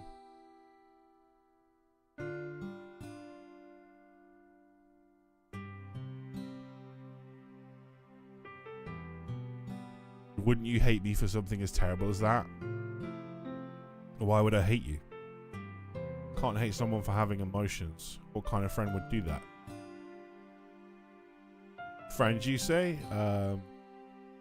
Yuri lifts her head. Sai, I really like being friends with you. Thanks, Yuri. I like being friends with you too. Feel kind of awkward saying something like that, but I'm doing my best to help Yuri feel better. Anyway, should we go? Yeah. Yuri and I walk to the nearest water fountain. Once we fill up the water pitcher, we return to the classroom. Do you like oolong tea? Can't say I've ever tried it.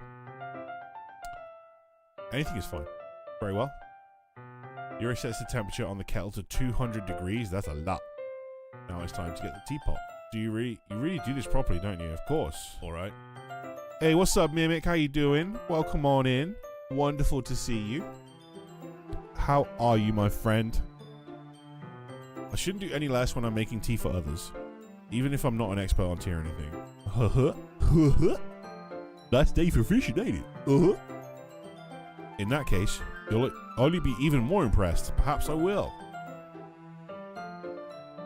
Yuri fetches the teapot and begins measuring the tea leaves. I'm good. I've missed you. I miss you too, Mimic. We miss your face and your chaotic gut energy. Hidden away teaching? Yeah, I know. Korf said you've been teaching a lot lately, which is good. Which is good, though. It's good. How is it going? How's the teaching doing? Yuri fetches the teapot and begins measuring the tea leaves. I'm okay. I'm okay. We're just chilling. This is chat voted on this in Discord, so we're playing through DOKI. And so far, I'm a little confused. It's like a visual novel.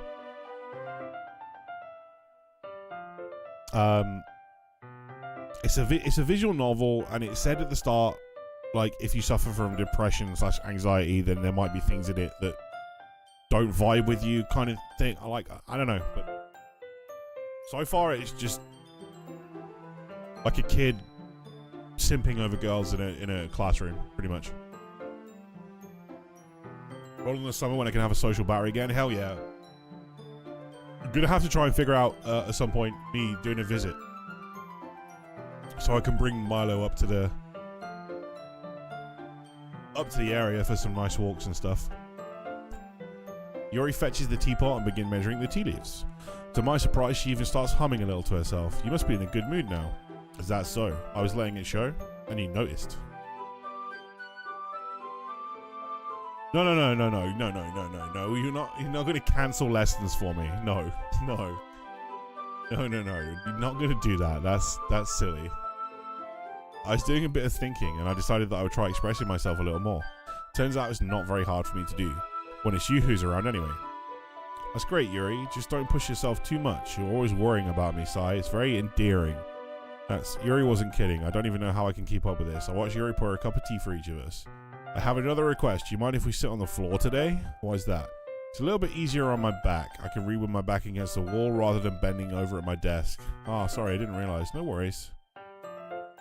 I just have back pain fairly regularly, so I do my best to manage it. Is that so? Wonder why that is. It's most likely because my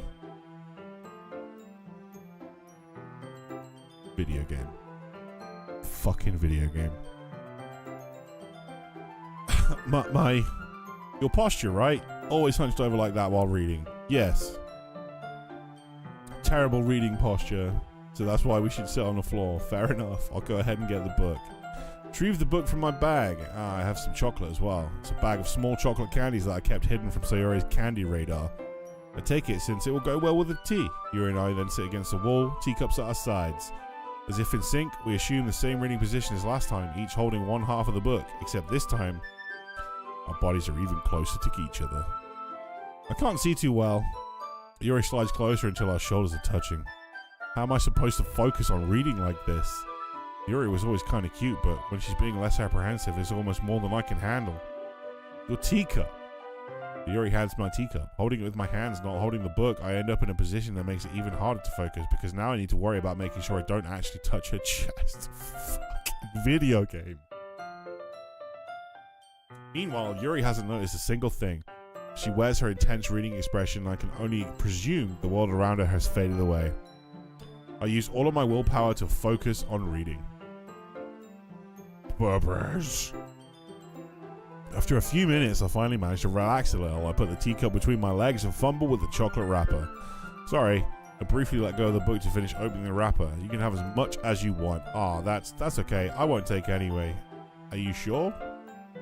Well, if I touch it, then I might get smudges on the pages. Ah, you're right.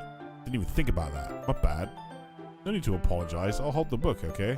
Are you sure? Of course.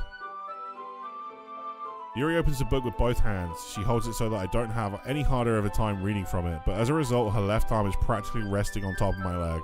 Well, in that case, Yuri is already totally focused on reading again. I take a chocolate candy and pop it into my mouth. Then I take another chocolate and hold it up to Yuri. She doesn't even look away from the book. She simply parts her lips as if the situation was completely natural.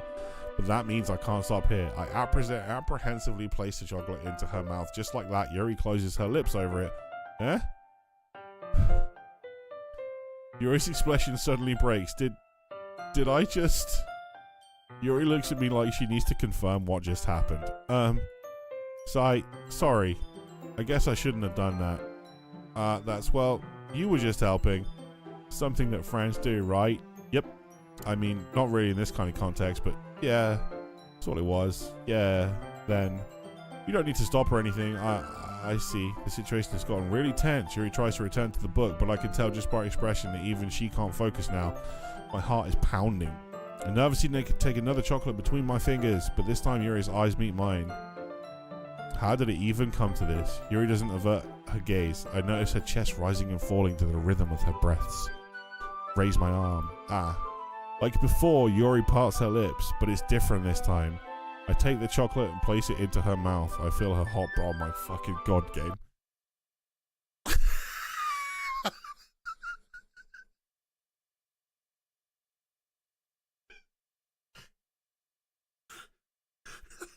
The fucking sudden stop. Oh my god.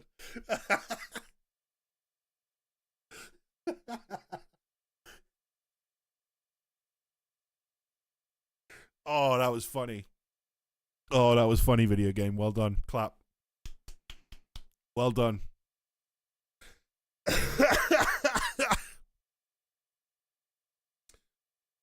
I'm gonna need you to read me Doki Doki every night before bed. Why? Okay, everyone. What?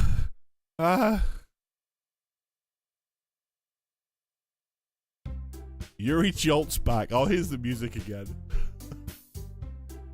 It's time to share poems. Sai, you can help Yuri put away the tea stuff, right? Yeah, sure. Of course I can. Yeah, of course. Okay, thanks. The spell is abruptly broken. I'll take care of the cups. Yeah. Yuri picks up the teacups from the floor. I pick up the bag of chocolates. Top quality story. All right, right now it's getting good now. It's getting a bit better now. I pick up the bag of chocolates. In the end, we hastily clean up without so much as a word between us. I get the feeling this is something neither of us will have the courage to bring up. Who should I show my poem to first? Yuri, obviously. Let's see what you've written for me today. How was it worse before? There was just a lot of busy work, you know. Yuri stares at the poem with a surprised expression on her face. Do you like it? Sai, this one might be even better than yesterday's. Fuck yeah. How did you even pick up on this so quickly? Just yesterday I was telling you the kind of techniques worth practicing. Maybe that's why. You did a good job explaining. I really wanted to try giving it more imagery. Yuri visibly swallows. Even her hands appear sweaty. Knees weak, arms are heavy, mom's spaghetti. I'm not used to this. Used to what? I don't know. It's fine, take your time. Yuri breathes and collects her thoughts. I know that Yuri likes to think before she speaks, so I offer that patience to her. Yeah, just being appreciated like this, I guess. Probably sounds really stupid, but seeing someone motivated by my writing, it just makes me really happy. Saying you've never shared your writing before? Yuri nods. Really? I don't believe it. I really only write for myself, and besides, people would just laugh at me. Do you really think that? Again, Yuri nods. Huh. Even your close friends? Yuri doesn't respond to that. I wonder why. Anyway, do you want to share the poem you wrote today? Yeah, I do. If it's with you. Aw, she cute. The raccoon. It happened in the dead of the night while I was slicing bread for a guilty snack. My attention was caught by the scuttering of a raccoon outside my window. That was, I believe, the first time I noticed my strange tendencies as an unordinary human. Gave the raccoon a piece of bread, my subconscious, well aware of the consequences, well aware that a raccoon that is fed will always come back for more. The enticing beauty of my cutting knife was the symptom, the bread my hungry curiosity, the raccoon an urge. The moon increments its phase and reflects that much more light off of my cutting knife. The very same light that glistens in the eyes of my raccoon friend.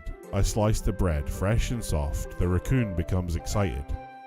Or perhaps I'm merely projecting my emotions onto the newly satisfied animal. The raccoon is taken to following me. You could say that we've gotten quite used to each other. The raccoon becomes hungry more and more frequently, so my bread is always handy. Every time I brandish my cutting knife, the raccoon shows me its excitement. A rush of blood, classic Pavlovian conditioning. I slice the bread and I feed myself again. Is that that doesn't sound poemy to me. But like, I guess poems don't need to be like rhythmic, do they? I don't know. I don't really know how poems work. I'm not a poem guy. No, that I know it's not about bread. That much I know.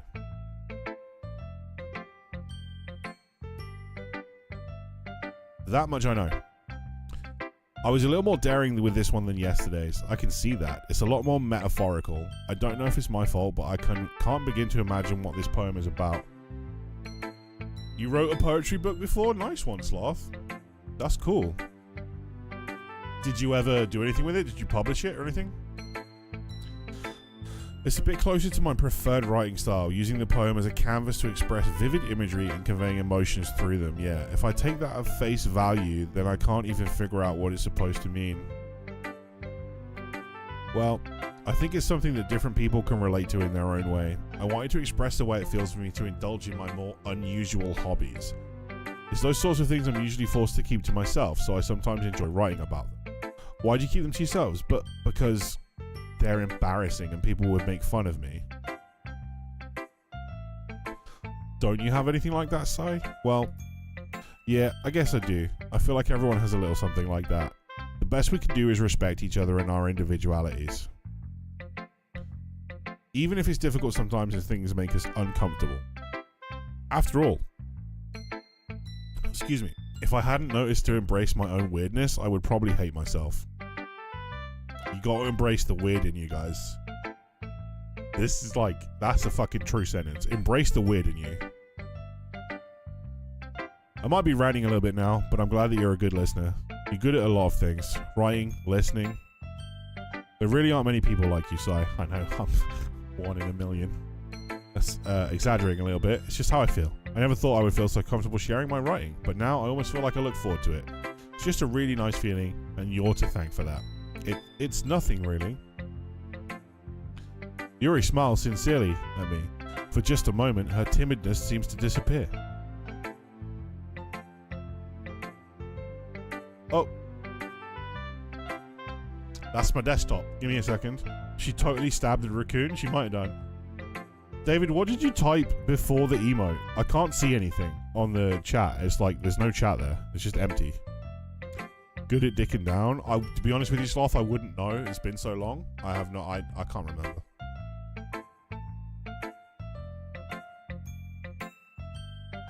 So let's do the same order we did before. An emote. What emote was it?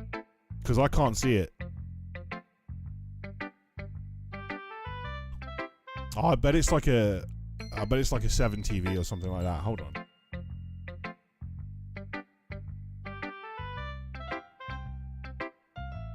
There we go. Open chat arena and I see it immediately. That is that Chamber from Valorant? Weird. Oh, I like this one site. It has some nice feelings in it. Ah, I'm glad. Does that mean it's better than yesterday's? Let me think. I don't know. I guess I like them both. It's not very helpful, you know. Well, I'm not very good at figuring out if poems are good or bad, but that's why I just go by my heart. If it makes me feel things, then it must be a good poem. I'm not sure that's exactly how it works. Then again, I guess conveying feelings is a pretty important part of this whole process. Yeah, maybe. Honestly, I don't even know what kind of writing you like in the first place. Me neither. Ugh. Why don't you at least try giving it some thought? You want to write something for me? That's so sweet. Yeah, right. You're always thinking about other people. You need to think about yourself once in a while. If you don't, you might end up getting hurt at some point. Yeah, sure, okay. True story. It is Chamber. Oh. Thank you, Daddy.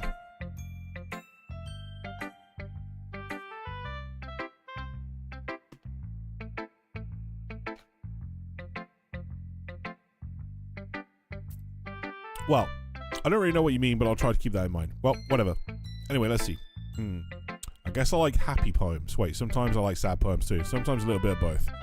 There's a word for that, right? What's the word I'm looking for? Bittersweet. Yeah. I like things that are happy and things that are sad. Happy and sad. I can't see you liking something sad, sorry. Well, I like happy the most, but sometimes when you have a little rain cloud in your head, sad poem can help give the rain cloud a little hug. And make a nice happy rainbow. That's unexpectedly poetic. Maybe I'll get better at expressing my feelings after all. 'Cause it's a bittersweet symphony. Maybe I'm getting better at thanks, sir. I should go write that down then. You can read my poem now, okay? Okay. Bottles. I pop off my scalp like the lid of a cookie jar. This one's starting off well. It's a secret place where I keep all of my dreams. Little balls of sunshine all rubbing together like a bundle of kittens. I reach inside with my thumb and forefinger and pluck one out. It's warm and tingly. But there's no time to waste. I put it in a bottle to keep it safe. And I put the bottle on the shelf with all of the other bottles. Happy thoughts, happy thoughts, happy thoughts in bottles, all in a row. My collection makes me lots of friends. Each bottle a starlight to make amends. Sometimes my friends feel a certain way. Down comes a bottle to save the day. Night after night, more dreams. Friend after friend, more bottle. Deeper and deeper my fingers go, like exploring a dark cave, discovering secrets hiding in the nooks and crannies. Digging and digging, scraping and scraping. I blow dust off my bottle caps. It doesn't feel like time's elapsed. My empty shelf could use some more. My friends look through my locked front door. Finally all done, I open up and in come my friends. In they come in such a hurry. Do they want my bottles that much? I frantically pull them from the shelf, one after the other, holding them out to each and every friend. Each and every bottle. But every time I let one go, it shatters against the tile between my feet. Happy thoughts, happy thoughts, happy thoughts in shards all over the floor. They were supposed to be for my friends who aren't smiling. They're all shouting, pleading something, but all I hear is echo, echo, echo, echo inside my head.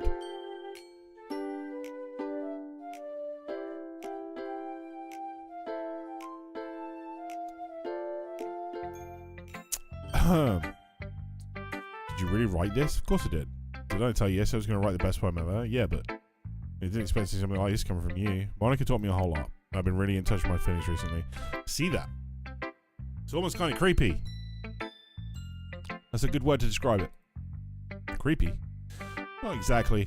Maybe because I'm so used to being something cheerful. Well, never mind. I'm thinking too hard about it. The point is, it came out good, so you should be proud of it. Thanks. I feel like I was meant to express myself this way. Even helps me understand my own feelings a little bit better. Writing is like magic. You got pretty passionate about this, huh? I hope you keep it up. Writing's the best. You keep writing until I die. Don't get ahead of yourself. Sayori's always had a habit of being obsessed with something before dropping it no more than a week later. That's the ADHD, my friend. That's the ADHD. I wonder if this is one of those times, but seeing the passion in her eyes makes it hard for me to be pessimistic. Alright, let's do Natsuki.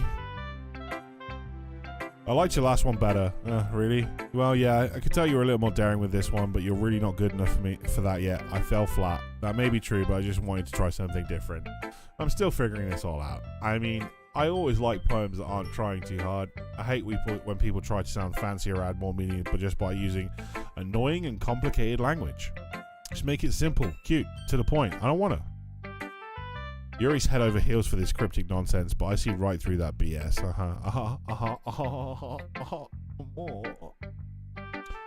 Making your reader look so hard for all this deep meaning is just an excuse to have no meaning at all. Hey, fuck you.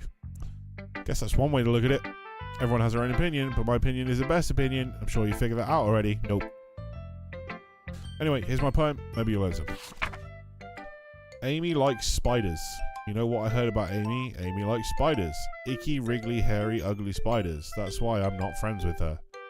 Amy has a cute singing voice. I heard her singing my favorite love song. Every time she sang the chorus, my heart would pound to the rhythm of the words. But she likes spiders. That's why I'm not friends with her.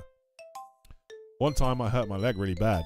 Amy helped me up and took me to the nurse. I tried not to let her touch me. She likes spiders, so her hands are probably gross. That's why I'm not friends with her. Amy has a lot of friends. I always see her talking to people. She probably talks about spiders. What if her friends start to like spiders too? That's why I'm not friends with her.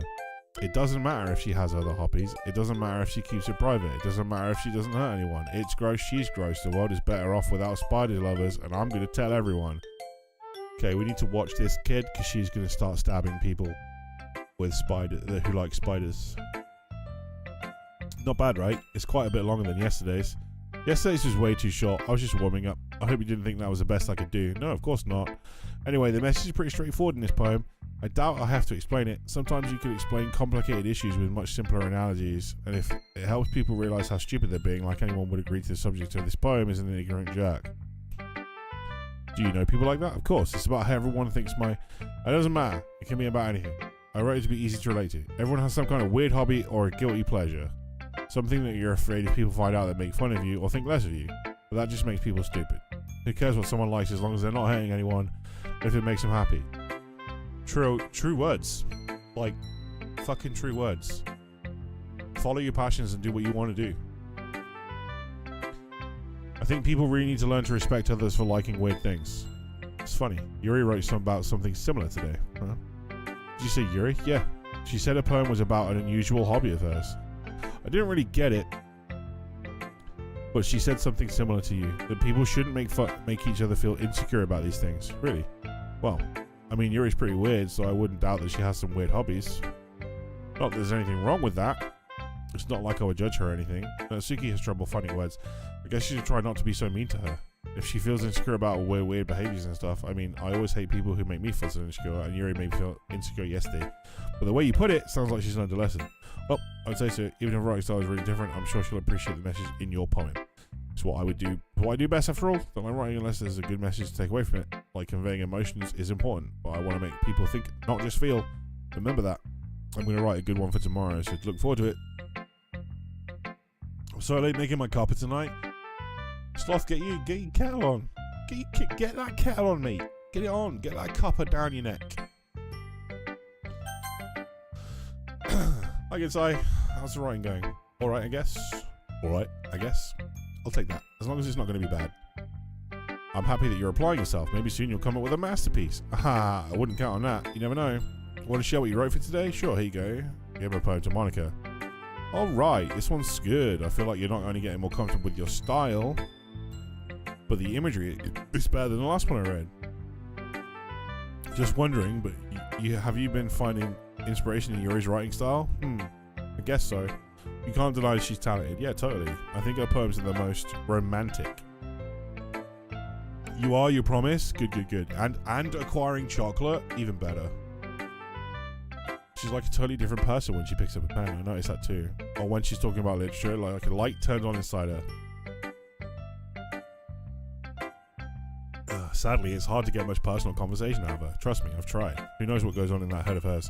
I hope you don't mean that in a bad way. No, of course not. I just mean that I wish she didn't keep so much to herself, but still defending her like that. You must be pretty into her. You completely misunderstood. Calm down, I'm kidding. Besides, I'm pretty sure she's already got a boyfriend. Wait, really? Yeah, a fictional one anyway.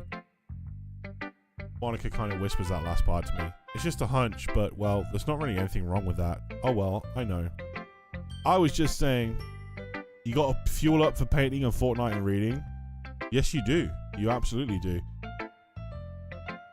But anyway, you want to read my poem now? I like the way this one turned out, so I hope you do too. Alright, let's take a look. Save me. Oh god. The colours, they won't stop. Bright, beautiful colours, flashing, expanding, piercing, red, green, blue, an endless cacophony of meaningless noise. The noise, it won't stop. Violent, grating waveforms, squeaking, screeching, piercing, sine, cosine, tangent. Like playing a chalkboard on a turntable. Like playing on a vinyl on a pizza crust. An endless poem of meaningless. Fucking hell, bro. Load me? Load me? What does that mean?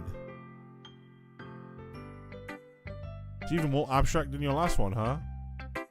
I guess it's just the way I write. I'm sorry if you don't like it. No, I never said that. It's just the kind of thing I've never really seen before, I guess. I kind of like playing with my space on the paper. Choosing where and how to space your words can totally change the mood of a poem. It's almost like magic. The way I wrote the lines really short makes it feel like they're trying to speak over the noise. I see. Still hard for me to tell what it's about, though. Sometimes asking what a poem about isn't the right question. A poem can be as abstract as a physical expression of a feeling, or a conversation with the reader. So putting it that way, not every poem is about something. I guess that's true. Anyway, here's Monika's writing tip of the day. Sometimes you'll find yourself facing a difficult decision. When that happens, don't forget to save your game. You never know what might change your mind, or when something unexpected may happen. Wait, is this tip even about writing? Why are we breaking the fourth wall right now? What am I even talking about? It's my advice for today. We're saving.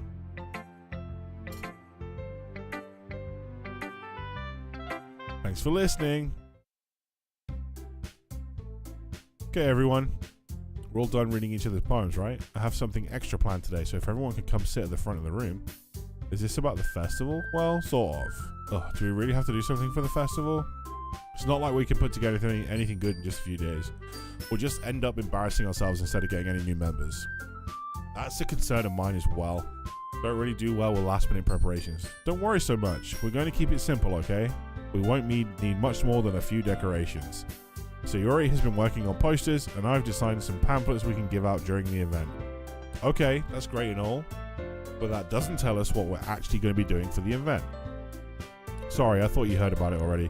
We're going to be performing. Performing? Monika, yeah, we're going to be having a poetry performance. Each of us are going to choose a poem to recite during the event. But the cool part is, we're also going to let everyone else come up and recite poems too. Sayori's putting it all on the posters in case anyone wants to prepare ahead of time. Sayori, who's been colouring a poster, holds it up for us to see. Are you kidding me, Monika? You didn't already start putting these posters up, did you? Well, I did. Do you really think it's that bad of an idea? Well, no. It's not a bad idea, but I didn't sign up for this, you know? There's no way I'm going to be performing in front of a group of people like that. I agree with Natsuki. I could never in my life do something like that. Imagining it, Yuri shakes her head in fear. Guys. No, Sayori, I understand where they're coming from. Remember that Natsuki and Yuri have never shared their poems with anyone until just a couple of days ago. It's a lot to ask them to recite their poems out loud to a whole room full of people. I guess I kind of overlooked that. So I'm sorry. But I still think we should give it our best. We're the only ones responsible for the fate of this club. If we start the event and each put on a good performance, then it will inspire others to do the same. And the more people who perform, the better we'll be able to show everyone what literature is all about. Yeah. It's about expressing your feelings, being intimate with yourself, finding new horizons, and having fun. That's right. And it's those reasons we're all in this club today. Don't you want to share that with others, to inspire them to find the same feelings that brought you here in the first place? I know you do. I know we all do. And if that's all it takes is standing in front of the room for 2 minutes and reciting a poem, then I know you can do it. Natsuki and Yuri remain silent. Sayori looks worried. I guess that leaves me no choice. I agree. I don't think it's too much to ask. I think that Sayori and Monika have been really trying hard to get new members. The least we can do is help them out a little bit. I'm sure you do, as we probably all do, you know, in our own way, in our own special way. The least we can do is help them out a bit. Well, maybe, but it looks like Natsuki doesn't have any arguments left. Okay, fine. I guess I'll just have to get it over with. Alright, phew. Thanks, Natsuki. What about you, Yuri? Yuri dejectedly glances around at everyone else's expectant faces. Sigh. I guess I don't really have a choice. That's everyone. You're the best, Yuri. This club is seriously going to be the death of me. Oh gosh. You'll be fine, Yuri. But anyway, let's move on to the main event. I want each of you to choose a poem of yours. We're going to practice reciting them in front of each other. No way. Monika, this is too sudden. Well, if you can't recite your poem in front of the club, how do you expect to do it in front of the strangers? What do you mean you're so dumb? What have you done? What did you do? Oh no, don't worry. I'll start off to help everyone feel a little more comfortable. Can I go next? Of course. Now let's see. Monika flips through her notebook to the specific poem she has in mind for herself. She then stands behind the podium. The title of this poem is The Way They Fly. I thought stream died on my phone. In actuality, I just turned off sound while I went down the hall. That doesn't make you dumb, mate. We all do stuff like that. Monika begins reciting a poem. Her clear, confident voice fills the room. More than that, her inflection is pristine. She knows exactly how to apply emotion behind each line she recites, bringing the words to life. Is this something she's done before, or is she simply a natural? I glance around me. Everyone has their eyes on Monika. Sayori looks amazed. Yuri has an intense expression on her face that I don't understand. Finally, Monika finishes the recitation. The four of us applaud. Monika takes a breath and smiles. Okay, I'm straightening up. Jesus. Sorry. I automatically have a goblin pose because of how tall I am.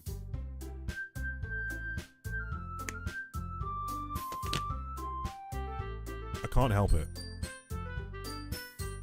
That was so good, Monika. Thank you very much. I was just hoping to set a good example. Are you ready to go next, Sayori?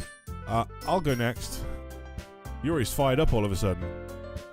Yuri clutches a sheet of paper between her hands and stands up. Keeping her head down, she walks quickly over to the podium. This poem is called Yuri anxiously glances at each of us. You can do it, Yuri. It's called After Image of a Crimson Eye. Yuri's voice shakes as she starts reading the poem. Just a moment ago, she practically refused to do this. Why is she suddenly putting in so much effort? As Yuri gets past the first couple of lines, her voice changes. It's almost like what happens when Yuri gets absorbed into her books. Her quivering words transform into the sharp syllables of a fierce and confident woman.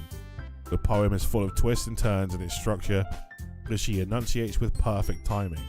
This must be a rare glimpse into the whirling fire Yuri keeps concealed inside her head. Suddenly, she's finished. Everyone is stunned. Yuri snaps back into reality and glances around her as if she bewildered even herself. It's up to me to save this situation. I'm the first to start applauding. Everyone joins me afterwards and we give Yuri the recognition she deserves. It's not that we didn't want to applaud for her, but we were caught so off guard that we must have forgotten. As we applaud, Yuri holds the poem to her chest and rushes back into her seat. Yuri, that was really good. Thank you for sharing. Looks like Yuri is down for the count. Okay, I guess I'm next then. Sayori hops out of her chair and cheerfully walks to the podium. This one's called My Meadow. Sorry, I giggled. Sayori, it's a lot harder than I thought. How do you guys do it so easily? Try not to think of it like you're reciting to other people. Imagine you're reciting it to yourself, like in front of a mirror or in your own head. Or just imagine everyone sat on the toilet in your underwear, you know? It's your poem, so it'll come out the best that way. I see. Okay then.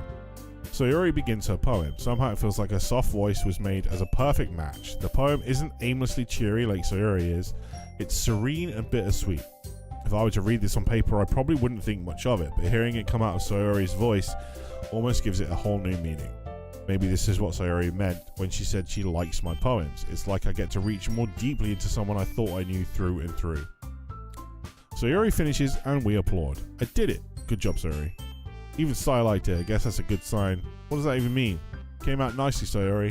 The atmosphere of the poem fits you really nicely, but it might be that other poems wouldn't work quite as well with that kind of delivery. I don't really understand. In other words, I've seen poems of yours where that sort of gentle delivery wouldn't work as well. They might need a little more force behind them depending on what you're reading. Oh, I know what you mean. Well, I've been practicing that kind of thing. It's just embarrassing to do it in front of everyone. The next time, I'm going to make you pick a poem that challenges you a little more. We don't have much time before the festival, you know. Okay. Who's next, Natsuki? Don't make me go before Sai. It's not like I can compare to you guys anyway. Might as well let Sai lower everyone's standards a little bit before I have to do it, you absolute bitch. Natsuki, it's fine. I might as well get it over with. But it's not like I have much of a selection of what to read. I'll just have to go with what I wrote for today. Stand up, step in front of the podium. Everyone has their eyes on me, making me feel terribly awkward. I recite my poem. Since I'm not exactly confident in my own writing, it's hard to put energy into it. Despite that, once I finish, I receive applause anyway. Sorry, not really as good as everyone else. Don't worry about it so much. I think it's less about your abilities and more about your lack of confidence in your writing. That's something that'll improve over time though. Yeah, maybe. Alright then. That just leaves you, Natsuki. Yeah. I'm going. Natsuki begrudgingly gets out of her seat and makes her way to the podium. This poem is called, Why Are You All Looking at Me? Because you're presenting. Anyway, the poem is called Jump. Natsuki takes a breath. Once she starts reciting the poem, her sour attitude disappears a little. While she's still a little unenthused, her poem has a rhythm and rhyme to it. It's Natsuki's trademark style, and it works surprisingly well when spoken aloud. The words feel like they bounce up and down as if giving life to the poem. Natsuki finishes, and everyone applauds. She huffs back to her seat. Wasn't so bad, was it? Easy for you to say. You did better not. You better not make me do that again. Well, do you at least feel prepared enough to recite a poem in front of other people? I mean, doing it in front of other people will be way easier. I can put on whatever face I want for other people. When it's just my friends, it's just embarrassing. This is a surprise, Natsuki. I think it would be the other way around for me. It's just how it is. So, well, I guess in that case, you won't have much to worry about for the festival. That said, I want to thank everyone for coming through. It might be hard, but I hope that you all have an idea of what it is to like now. Make sure you pick a poem and get enough practice before the festival, okay? I'll be making pamphlets, so let me know ahead of time what you'll be reciting. Jeez. Should probably find some other poem to recite instead. That's fine too. It doesn't have to be your own. I'm already pleasantly surprised that you're putting in all this effort for the club. Makes me really happy. No problem. Okay, everyone. I think that's about it for today. I know the festival is coming up, but let's try to write poems for tomorrow as well. It's been working out really nicely so far, so I'd like to continue that. As for the festival, we'll finish planning tomorrow, and then we'll have the weekend to prepare. Monday is the big day. Can't wait. I can do this. Alright. I stand up. There's no way I'll be able to find the same enthusiasm as Sayori and Monika, but I'll do my best to get through it. If it's for the sake of the club and impressing Monika, then I'll have to do my best. Ready to go, Sayori? Yep. Look at you two, always going home together like that. Kind of adorable, isn't it? Jeez, guys. Don't make such a big deal out of it. Must be a little nice, though. Well, how am I supposed to respond to that? It's okay, Sai. You don't have to say it. Whatever. Let's go already. Right, let's save it again. I walk home with Sayori once more. Even though it's only been a few days, a lot of things have already changed. But today, Sayori is being a little quieter than usual on the way home. Hey, Sayori. Sorry, I was spacing out. No wonder. I was thinking about something from earlier. I like how we get to, Sayori fumbles with her words, so let's just say that one day Yuri asked to walk home with you, huh? What would you do? What kind of question is that? You're kind of putting me on the spot here. I would walk home with Yuri.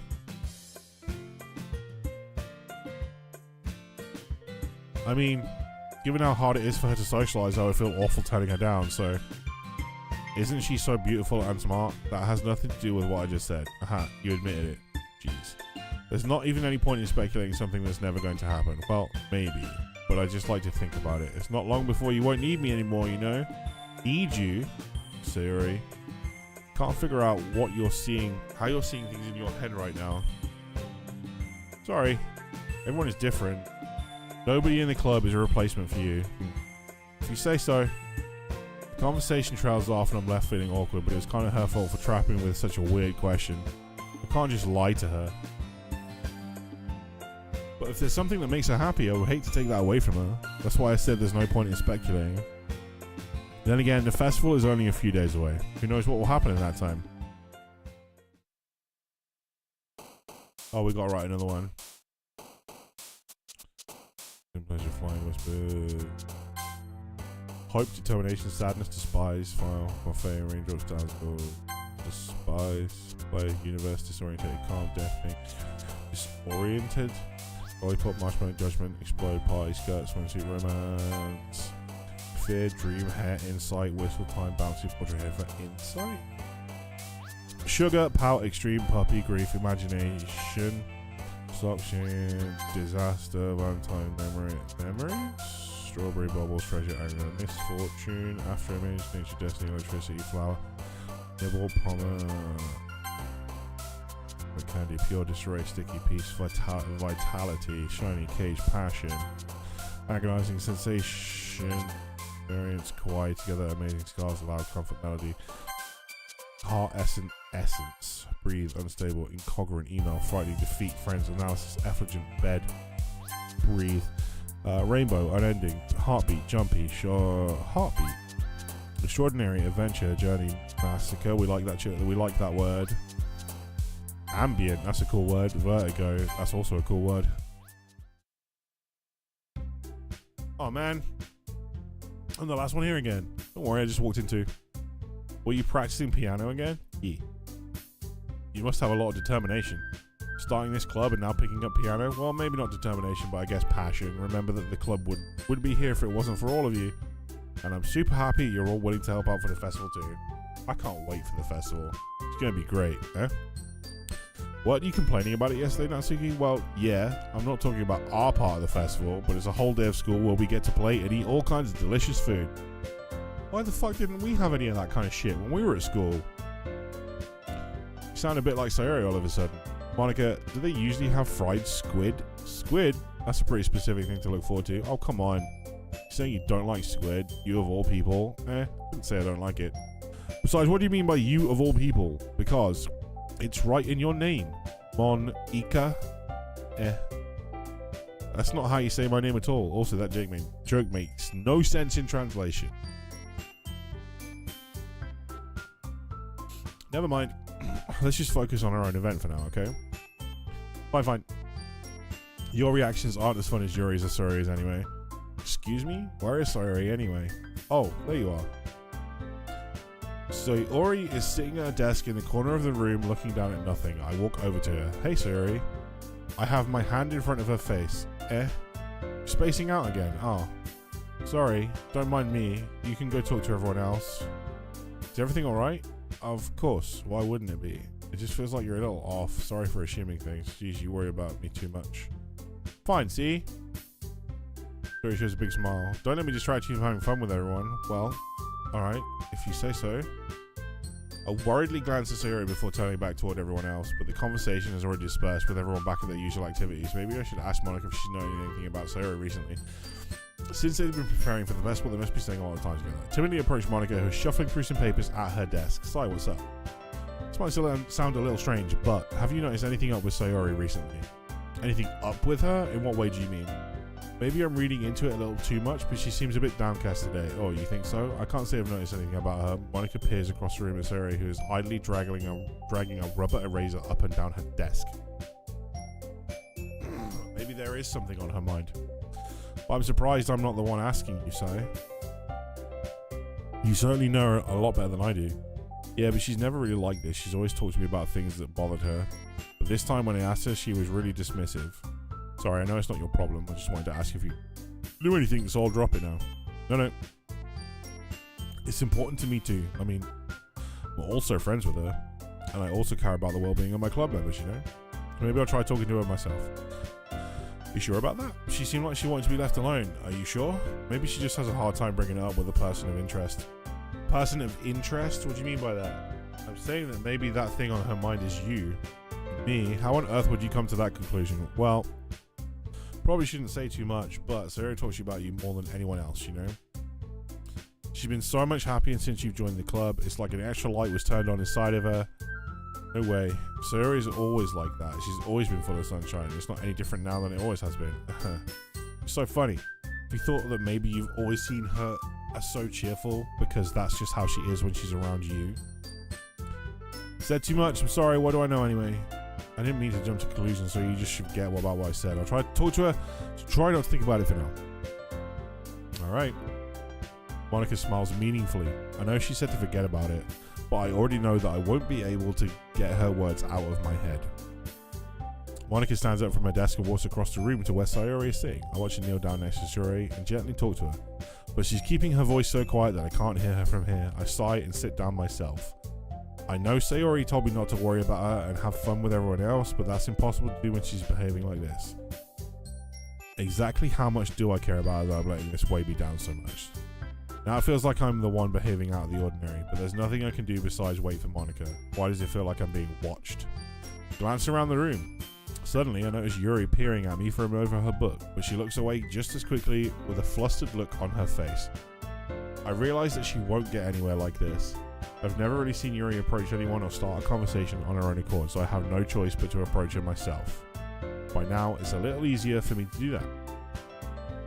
I stand up from my desk and sit in the one next to her own. I didn't mean to bother you or anything. Relax, you didn't even do anything, but I could tell that you want to be alone with your thoughts. Alone with my thoughts? How were you even able to tell that I was thinking like that? Well, something that I do a lot, so it wasn't hard for me to spot based on your posture and expression.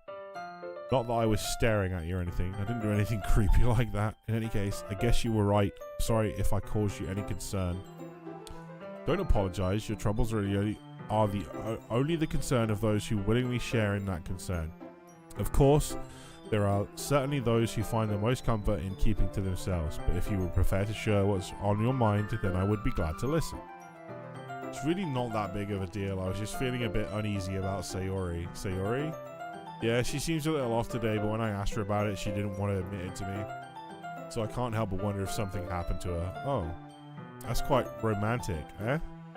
Sorry, I didn't mean to say something stupid. It's not that, I just didn't want you to misunderstand. Sayori and I have just been friends for a long time, that's all. I see. Then perhaps it is unusual for her to be dismissive to you about her feelings, or maybe I'm just reading into it a little too much. So, the world is full of meaning, often hidden deep beneath plain sight, and there are many untold mysteries behind every person, no matter how well you may know them. So you think there might be something behind it after all?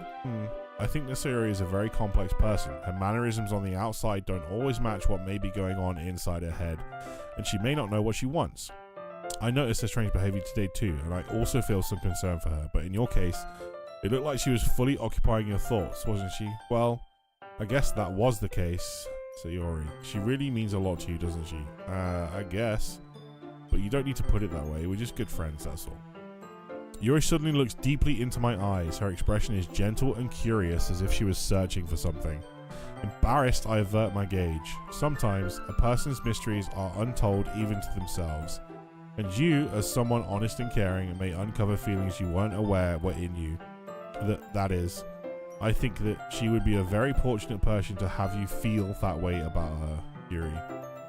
You're giving me too much credit. I'm a pretty simple guy, so I think I'm pretty good at understanding my own feelings. I'm not nearly as sophisticated as you. That's not a compliment, is it? It is what it is. Anyway, as long as we're here, why don't we do some reading? Well, as long as you're okay with it, yeah. I should be taking my mind off this whole thing anyway. Okay, everyone. After some time passes, Monika calls out the club room. Why don't we share our poems now? Before I know it, everything is back to normal. Everyone gets to retrieve their poems, and I do the same. I make eye contact with Monika, and she smiles at me. I wonder what she was talking about with Sayori. So we do Yuri first. Sai, your writing has only improved in these last few days. Every poem you showed me has been nothing short of spectacular. I can really feel the emotions. I'm a little envious even. I don't think it ever came to me this naturally. Yuri, that's the wrong way to put it. This never did come naturally to me, but I've been able to improve so much thanks to you. You're really the example I was chasing after. Is that so? Yuri gently smiles to herself. This feeling. I'm so glad I got the chance to share my writing. I never thought I would feel like this. I remember you mentioning that yesterday. I can't believe that you're so good at something and you never even shared it with anyone. It's kind of a shame. Maybe, but it's not like I really had a choice. What do you mean? Well, Yuri smiles sadly. During lunchtime, I eat by myself. Did you know that? It's a great time to find a quiet spot and do some reading. In fact, I always have some books with me. You could say I really enjoy reading. That's one way to put it anyway. But books are so full of amazing and inspiring people. People you want to fall in love with, or people you just want to make really good friends. Cheerful people who always put a smile on your face. Or deep thinkers and problem solvers who discover the mysteries of life. So when you look at it that way, I'm surrounded by friends every day. You know? And those friends don't laugh at me. They don't tease me for spacing out all the time. They don't make fun of my body type.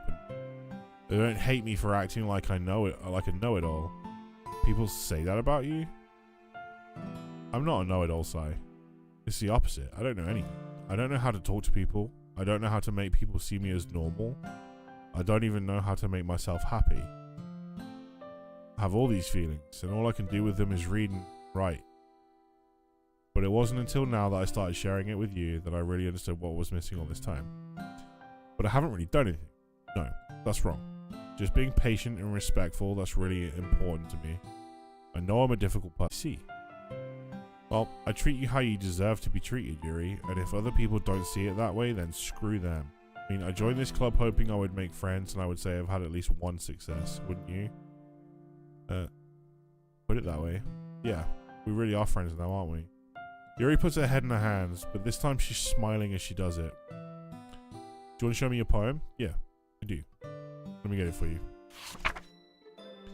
Ghost Under the Light Part 2. The tendrils of my hair illuminate beneath the amber glow, bathing. In the distance, a blue-green light flickers. A lone figure crosses its path, a silhouette obstructing the eerie glow. My heart pounds, the silhouette grows closer, closer. I open my umbrella, casting a shadow to shield me from visibility, but I'm too late. He steps into the street light. I gasp and drop my umbrella. The light flickers, my heart pounds, he raises his arm. Time stops. The only indication of movement is the amber light flickering against his outstretched arm. The flickering light is in rhythm with the pounding of my heart, teasing me for succumbing to this forbidden emotion. Have you ever heard of a ghost feeling warmth before? Giving up on understanding, I laugh. Understanding is overrated. I touch his hand, the flickering stops. Ghosts are blue-green, my heart is amber. Finishing the poem, I start to hand it back to Yuri, but instead of taking it from me, she looks away. Do you dislike it? No, of course not. I just don't really know how I should respond. Despite Yuri's poems usually being cryptic, it wasn't hard to figure out what this one was about. I don't know if I'll be able to explain this one. That's fine. I understand this one. Yuri's having an even harder time speaking than usual. Does this one mean a lot to you? Yuri nods. I'm not really good with words, but I'm happy that you shared it with me, so thank you. And I hope we keep spending time together. Despite my inability to make eye contact, I see a faint smile emerge on Yuri's lips. I once again try to hand the poem back to her, but instead Yuri gently takes my hands and pushes them back towards me. I hesitate in response to her warm touch. You can, the poem is, once again, Yuri fails to form a complete sentence. You mean I can keep it? Yuri nods. I'd love to. Again, Yuri faintly smiles as if she doesn't want me to notice. You always make me feel nice. I know I'm not good with people, but I hope that I can return the favor sometimes. Don't worry, I think you did a good job. Yuri finally turned back towards me. I guess we should we should move on before Monika says something, but I'm sure we can talk again later. Yep. Sure we will. With that, Yuri timidly smiles at me and I return to my seat so I can put her poem away. No worries, Mimic. You do what you need to do. It's good to have you here. Right, Sayori. It's nice, I guess. Come on, I can already tell you don't like it. Well, you don't need to worry about what I think. After all, you wrote this for someone else, didn't you? Probably Yuri. Eh? I didn't write this for anyone specifically. Maybe. It's not really what I meant, though, but it's okay. You're making new friends just like I was hoping. That makes me really happy. And you're happy too, right? In this club? Well, of course I am. Good. It's all that matters to me. Thank you, Sai. Sorry, is there something wrong? No, nothing. I'm just a little tired today. Alright, just tell me if you need anything. I will. Don't worry about me, okay? You can go play with everyone else now.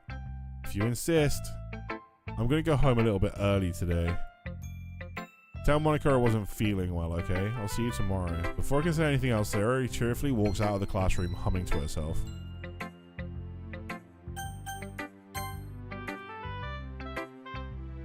This one's alright. Alright? Well, yeah, it doesn't blow me away, but there's nothing I really hate about it. It's just not really my style. I mean, that's fine. Come to think of it, this kind of reminds me of Sayori's poem from yesterday. You think so? Yeah, well, I guess if you've been friends with her for so long, you might be on the same wavelength. But you never really struck me as her type. Sayori has a type all of a sudden? Well, I don't know, but honestly, how can someone so, fluffy spend so much time with someone like you? It's like she's dragging around a dead weight. That was a little unnecessary. Think of it this way. If it weren't for me, she would probably just fly away like letting go of a balloon. You can say we take care of each other in our own way. Whatever it is, I don't get it. Oh yeah, I guess I'm supposed to show you my poem. Here. I'll be your beach. Your mind is so full of troubles and fears that diminish your wonder over the years, but today I have a special place, a beach for us to go. Shore reaching beyond your sight, a sea that sparkles with brilliant light, the walls in your mind will melt away before the sunny glow. I'll be the beach that washes your worries away. I'll be the beach that you daydream about each day. I'll be the beach that makes your heart leap in a way that you thought you had left you long ago. Let's bury your heavy thoughts in a pile of sand, bathe in sunbeams and hold my hand. Wash your insecurities in the salty sea and let me see you shine. Leave your memories in a footprint trail, set you free in a windy sail. And remember those reasons you're wonderful when you press your lips to mine. I'll be the beach that washes your worries away. I'll be the beach you daydream about each day. I'll be the beach that makes your heart leap in a way that you thought had left you long ago. But if you let me be by your side, your own beach, your own escape, you'll learn to love yourself again.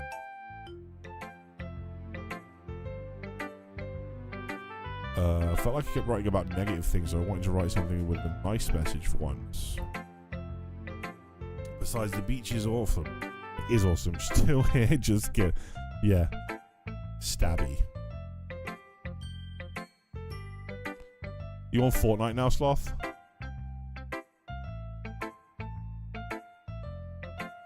Kind of hard to write anything negative about the beach, so you decided to write about the beach first and then come up with a message later. Yeah, well, it's only because of what happened yesterday. I mean, after Yuri and I realized we kind of wrote about the same thing. She wanted to pick a topic and have us both write about it or whatever. I see. Something tells me the poem Yuri showed me isn't the one she plans on sharing with everyone else. Of course, I chose not to mention that to Natsuki. You can really see her doing that too, making us write about a simple topic then trying to impress me by coming up with something all fancy. Well, it's not like I care, just did it anyway. I mean, I guess mine ended up being kind of metaphorical too, but there's nothing wrong with doing that once in a while. At the very least, it was good practice. Okay.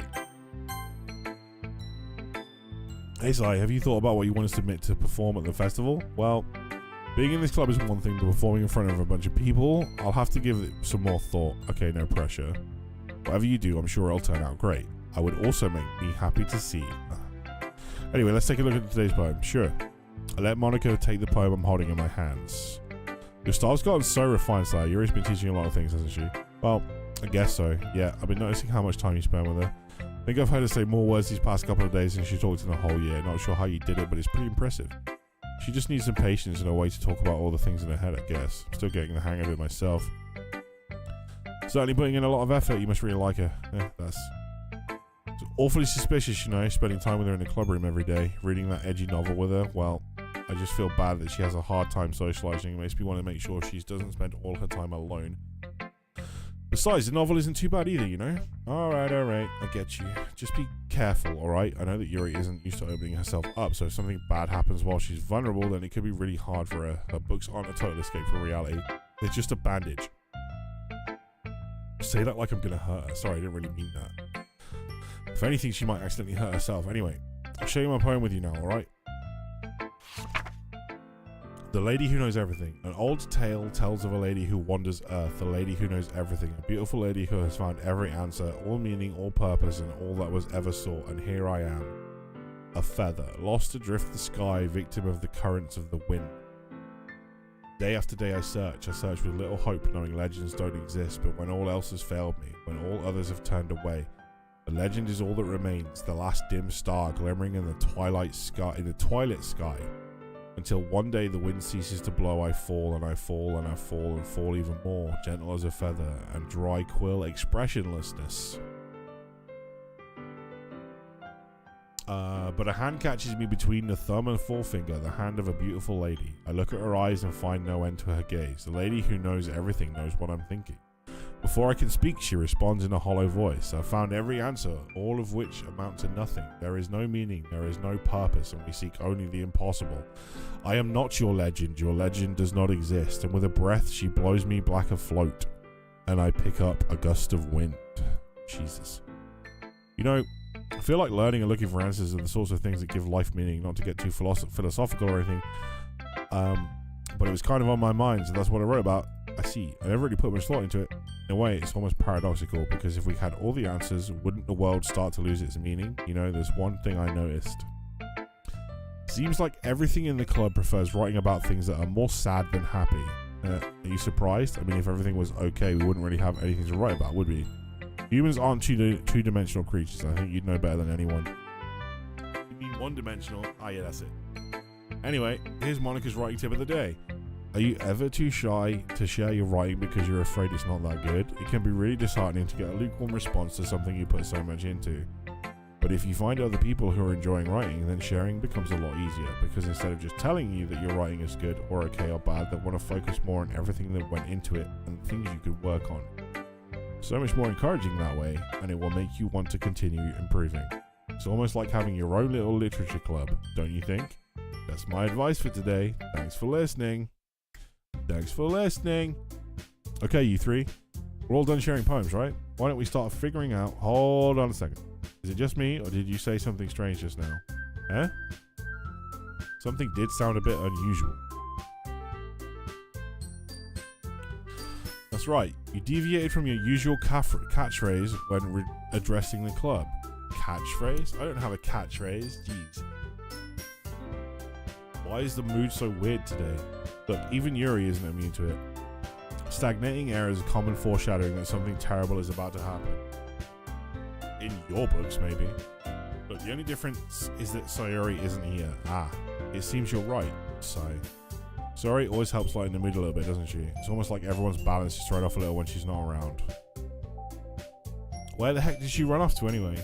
Thought she just went to pee. Natsuki, please show some decency. Oh, come on. She actually wasn't feeling too well and went home early. Is that so? I hope she's alright. Seriously? Of all the times to not go home with her, you pick the time she's not feeling well. So much for you two being all lovey-dovey. No. First of all, stop misunderstanding my friendship with Sayori. And second, she's kind of been avoiding me today, so I don't want to force it. Oh, that curious expression coming from Yuri, of all people. Calm down, guys. I talked to her earlier and everything's fine.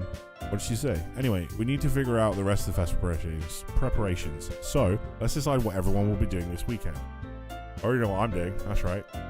Natsuki will be making cupcakes, but we might need a lot of them and different flavors. Can you handle all that by yourself, Natsuki? Challenge accepted. As for myself, I'm going to be printing and assembling all the poetry pamphlets. So Yuri will be helping me design them. And as for Yuri, you can, guys, can you help me come up with something for Yuri? I'm useless. No, that's not it at all. You're the most talented person here, you know. Now Natsuki's pouting too. Jeez, even I can't tell now. I guess I never gave Sayori enough credit, but I can tell things are even harder on you when she's not around. That may be the case, but if I can't also be a leader on my own, then I won't grow as a person. So Yuri, you have beautiful handwriting, you know, so you should make some banners and decorations to help set the atmosphere. About that. I love atmosphere. Yuri's expression suddenly changes as she stares at her desk and focuses and starts nodding to herself. Mind is already racing, I see. It's great. It'll be a wonderful help, Yuri. But anyway, that just leaves you, Sai. The one who is truly useless. Don't say that. Fact, both Natsuki and Yuri have some pretty neat, heavy tasks to handle. It would probably go a long way to give one of them a hand. You could always help me out as well. I'd be really appreciative of that. Is Monika suggesting I spend the weekend with one of my club members? How on earth are they going to respond to a suggestion like that? I suppose I wouldn't mind a bit of help. Well, even if you don't know how to bake, there's always some dirty work I could give to you. It's not like Monika's going to give me a choice. And you shouldn't be sitting on your butt anyway. Natsuki tries to mumble a bunch of excuses like that. If I recall, Natsuki, you mentioned that you would like to handle the baking on your own. Sai-not might like to be around if you only make him out to be a nuisance. So therefore, he may be more suited to assisting with the decorations. They're fighting over me now. Hold on, I never said that. How hard could it be to make a few decorations anyway? Sounds more like you're just making excuses for Sai to... What are you saying? It will be extremely meticulous work, and baking isn't. Just what do you think? Guys, let's settle down for a moment. In the end, I think it's up to Sai to decide how he'd like to contribute. Besides, he hasn't really gotten the chance to spend any time with me yet, you know? So I'm sure he's interested in... You literally just said, I'm surprised as well. Sorry. Just saying no. Can we just settle this already? Yeah. Sai, you're okay with this, right? In the end, it's up to you. Uh-huh. Of course. Very well. In that case, everyone looks straight at me. But of course, I'm going with Yuri. Well, I'll probably be most useful helping out Yuri. You serious? Why would you... I can already tell you're about to say something mean. I was just saying, ugh. So you'll be helping Yuri then, Sai? Yep. That's what I'm going to do. I'm glad. I have a bad habit of overthinking these sorts of things, so I think your assistance would be very useful. It's great to hear. Natsuki will be able to handle baking yourself. I mean, yeah, I already said it would be fine. Okay, everyone can tell that Natsuki's feeling a little sour. So, is that everything we needed to go over? Yeah, that should be about it. Are you guys excited? Well, excited may not be the right word, but I suppose I'm looking forward to it a little bit. You feel? Sure. It's good enough for me. What about you, Natsuki? What? Why is everyone yelling at me? I don't even do anything. No, that's not what I meant at all. I don't really know why Sai picked me, and also, your cupcakes are the best cupcakes I've ever had. They go really well with my tea, and nothing that I do for the event will compare to that, so I get it. I'm kind of surprised though. Why? I'm the one acting immature, I already know that. But you're trying to cheer me up all of a sudden. I know, I'm not very good at it. I'm sorry if I said something bad. Natsuki isn't the only one surprised. Monika and I are also taken aback by Yuri's words. When she already has trouble with words, trying to cheer someone up must be far out of her own comfort zone. But I begin to understand Yuri was trying to sound like Sayori. Even if it didn't work perfectly, I can tell that she tried to say something Sayori would say at a time like this, because Sayori always helps everyone smile and feel good about themselves. No, I kind of appreciate it. I'm sorry for making a big deal out of nothing, but I'm going to say this. You better bet that my cupcakes are going to be the best part of the whole event. I believe you. Yep, I hope to see everyone do their best, but with that, there's nothing more for today, so I guess it's time for us to head out. Alright, let's get out of here then. Everyone packs up their things, start to follow Monika and Natsuki out the door as they chat between each other. Turn around. Sorry. I realize that I don't have any way of contacting you this weekend. Oh, you're right. I can't believe that slipped my mind. Should I give you my phone number? I think that would be the best way, yes. Alright then. Yuri and I exchange phone numbers. Okay, then I'll be stopping by your house on Sunday. My house? Is that a problem? No, not at all. Just thought that would be the one going to your house since I'm the one helping you. I suppose that makes sense, but if you don't mind, I think I would prefer going to your house. Alright, in that case, it won't be a problem. Decide not to press for a reason. It's not like I should matter much out of the way, so I just need to make sure my room is clean. I hope I managed to make myself useful in some way. Not nearly as creative as you are. Don't underestimate yourself. I think we'll make a very productive team, even if you only chose me because you felt bad or something. Wait, you don't actually think that, do you? I don't know. Difficult to come up with any other reason you may have chosen me. You're forgetting the one reason with the most common sense. I chose to help you because that's what I want to do. But Yuri thinks to herself with an extremely tense expression. She has dead rodents on her front wall. Jesus Christ. You're overthinking this. You wanted me to point out when you're overthinking, right? I didn't realize. I'm telling you, I want to. That's all there is to it. Do you believe me? She looked straight into my eyes for a long while. I believe it. As if it took a tremendous effort, Yuri finally says that. And relaxes her expression. And I'm really looking forward to Sunday. Yep, I am too. After that exchange, I make my way out of the door and Yuri follows. Can't believe this. Yuri's going to be coming to my house on Sunday. My anxiety shoots through the roof, even though I've gotten pretty used to handling her at this point. Nah, she has me chained to her walls like the raccoon she stabbed.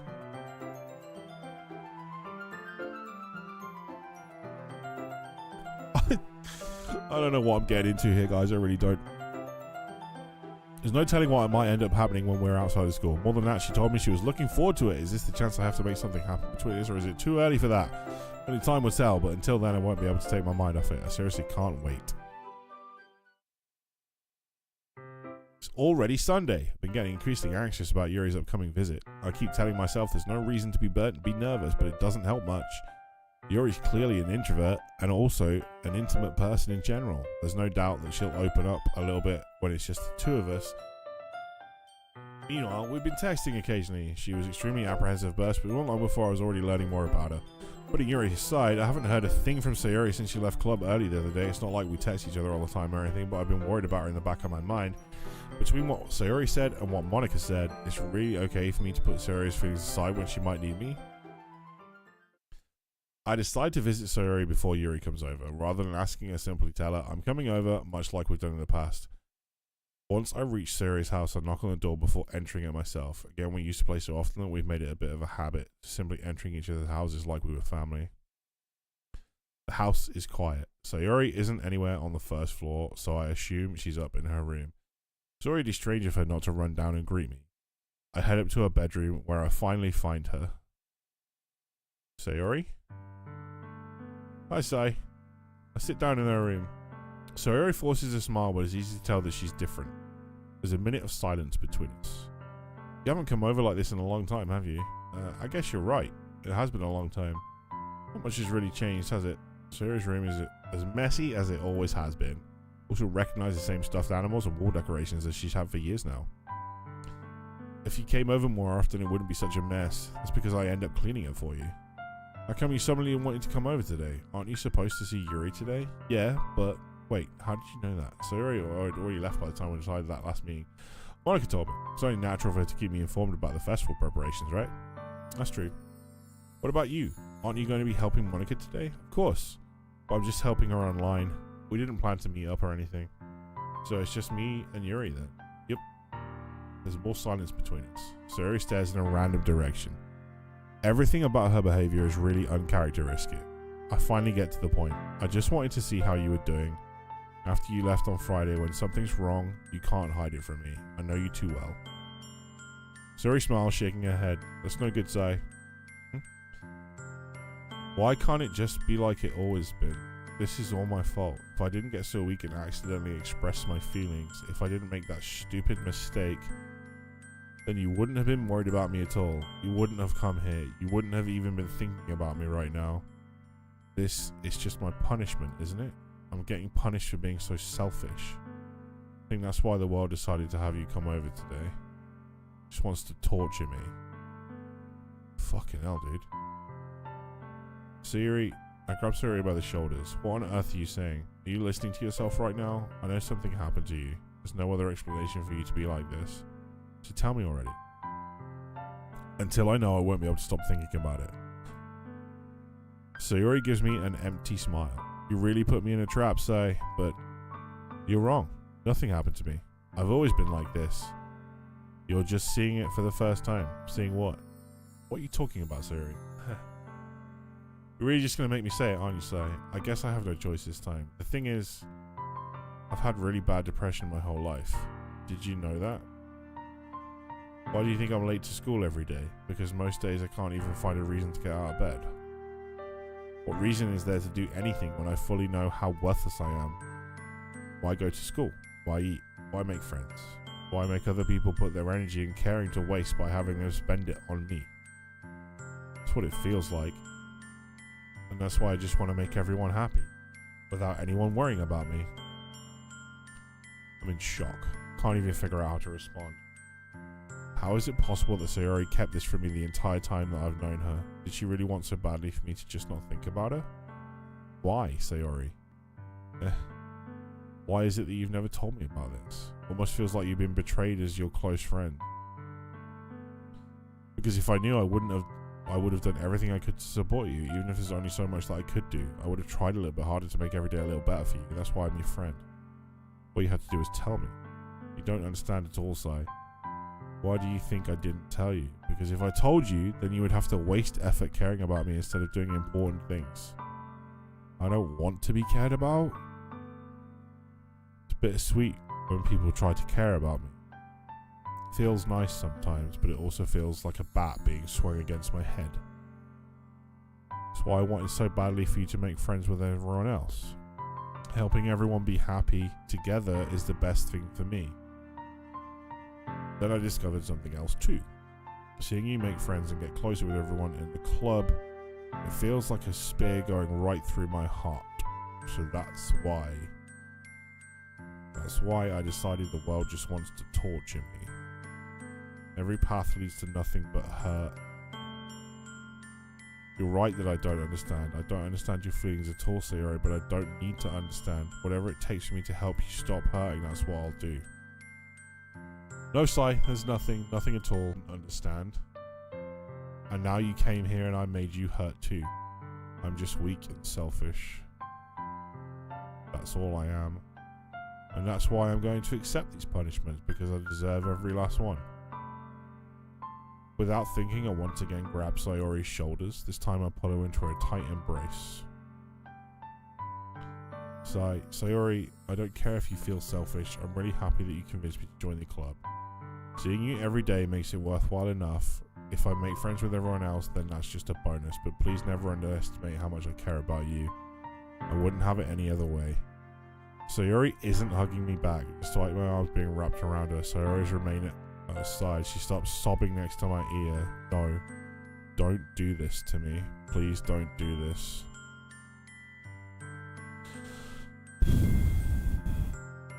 Sayori barely manages to speak between her sobs. I don't know if I'm doing the right thing, but all I want is for her to know that I care. If you have it in you to call yourself selfish, then you have to let me be selfish too. No matter what it takes, I'll figure out what needs to change. I'll make these feelings go away. If there's anything that you need me to do, then you better tell me. I'll get mad if you don't. I don't know. Gently, Sayori finally puts her arms around me in return. I don't know anything. It's all really scary. I don't understand any of my feelings, so the only time I'm not feeling nothing is when I'm feeling pain. But your hugs are so warm, and that's really scary too. So Yuri lets me go, and she does so. I let go as well. The festival is tomorrow. Yeah. It's gonna be fun, right? Yeah. How would you like for me to spend it all with you? It's what I want. I promise. I think that would be nice then. Yeah. Sayori wipes her eyes. If I could spend the whole day here, I would. Of all days, this has to be the one where I have other plans. Maybe I should cancel. No, don't. Please don't. If you did that, then I really wouldn't forgive you. But it's almost time for Yuri to meet in my house. At the very least, do you want to come along and help out? It'd be fun. To my surprise, Sayori shakes her head. I'm sorry. I don't know if that would be good for me today. You understand, right? It's kind of hard for me to fully understand. I'm trying my hardest. It's okay. Don't worry too much about it. See you tomorrow, okay? Alright. I look forward to it.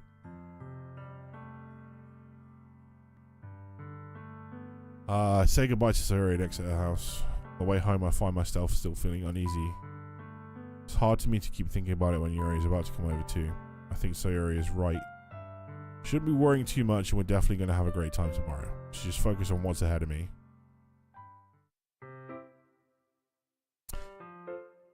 Remember to take breaks as and when you feel you need it. This part hits in a way that's rough. Yeah, tell me about it.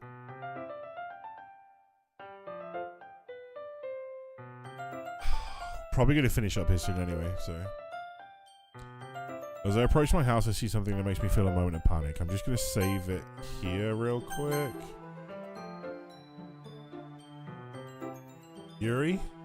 Ah, thank goodness. You're a little early. I'm sorry I wasn't home yet. Were you waiting for a long time? No, I just got here. I started to get really nervous when nobody answered the doorbell. You always could have texted me. If I'd known, I would have reassured you and hurried more on my way home. I suppose that's true. Didn't think of that for some reason. It should be common sense to do that, but I decided to ignore it. Anyway, let's go inside. See, you brought a lot of stuff with you. That's right. Did you manage to find everything I asked you to buy as well? Yeah, pretty much. At least, I hope I got everything right. I'm sure it'll be fine. Take Yuri to my room. The first thing she does is glance around curiously, which makes me feel anxious. It's so clean. Cleaned it before you came over, so it's very considerate of you to do. No, I would be really embarrassed for my room to be a mess while you were here. Well, I do enjoy cleaning. I would gladly help you clean. That would be even more embarrassing. Don't look in there. I snatched Yuri's wrist, which was in the process of opening a desk drawer of mine. Ah! I'm sorry. I wasn't thinking for some reason. I was just spacing out. It's fine, it's fine. I let go of Yuri's wrist. She puts both her hands firmly in her lap as if making sure she's keeping track of them. So, should we get started? Yes. I have a few things planned you can help with. Decorations and other atmospheric enhancements. Yeah, man, I wonder what's in there too, right?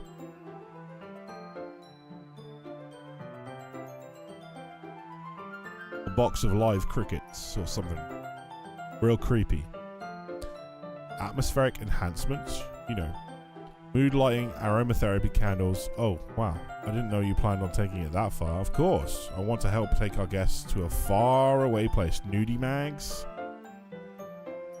A bottle of the good stuff and some good magazines. Never know. A crusty sock. Although many will stop just by out of curiosity and for cupcakes, I guess. I'm determined to provide an experience that will leave them wanting more. That's great.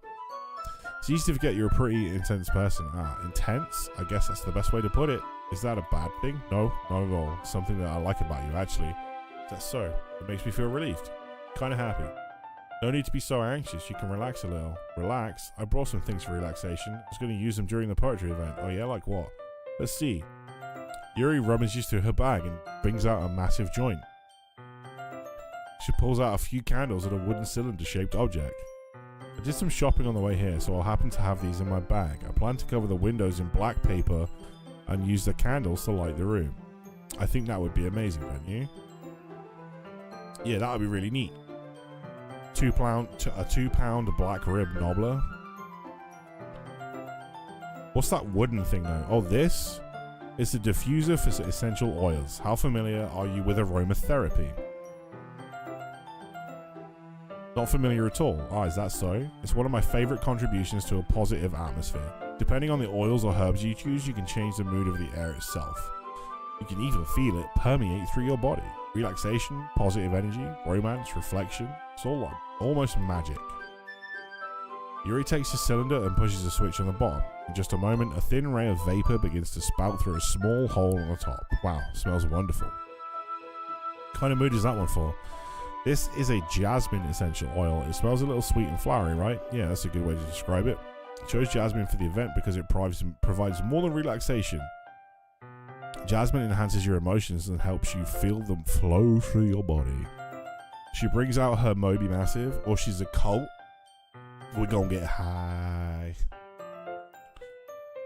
You feel warmer and your heart pounds more heavily. Don't you think that would be perfect for sharing our poems?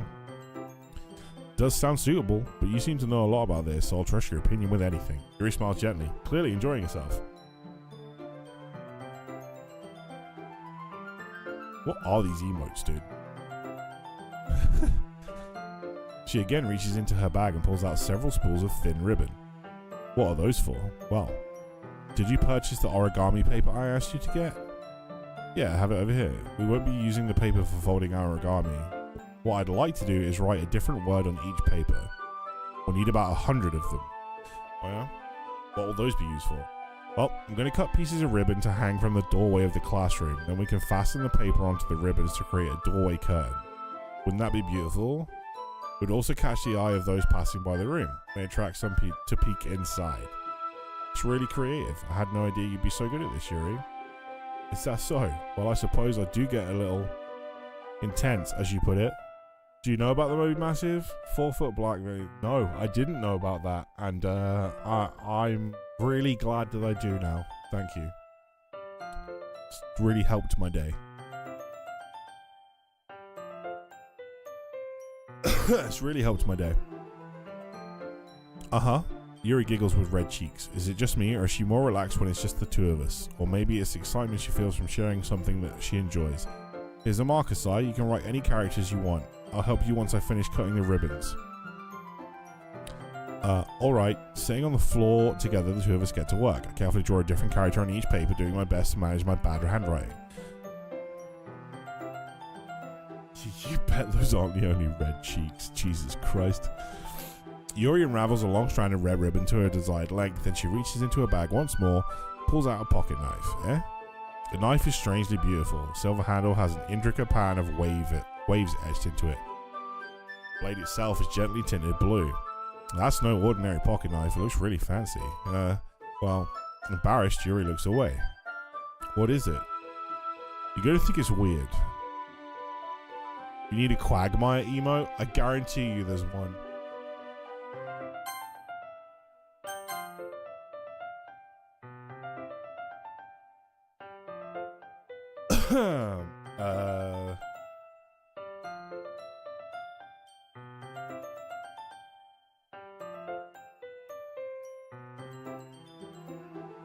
Hold on.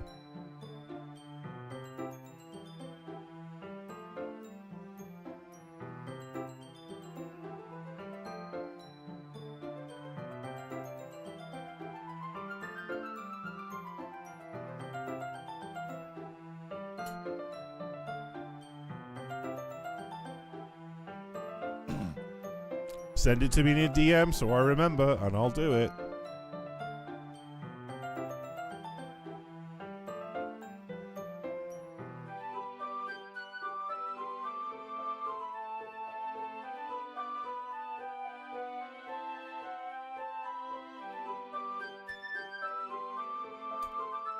All right. There you go.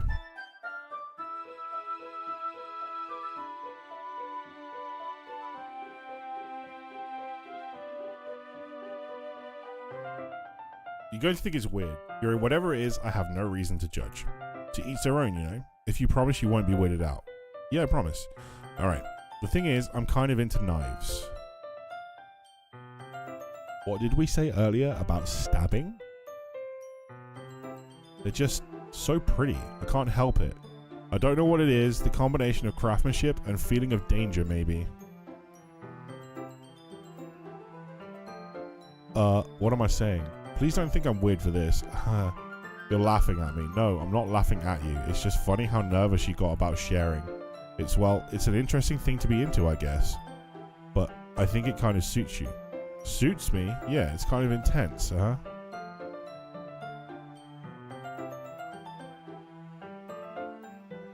That's a little extreme though, right? Don't you think that'd be a bit too painful? Jesus. Besides, it's a really cool looking knife. I can't deny that. It is, isn't it? Yuri relaxes her expression once again.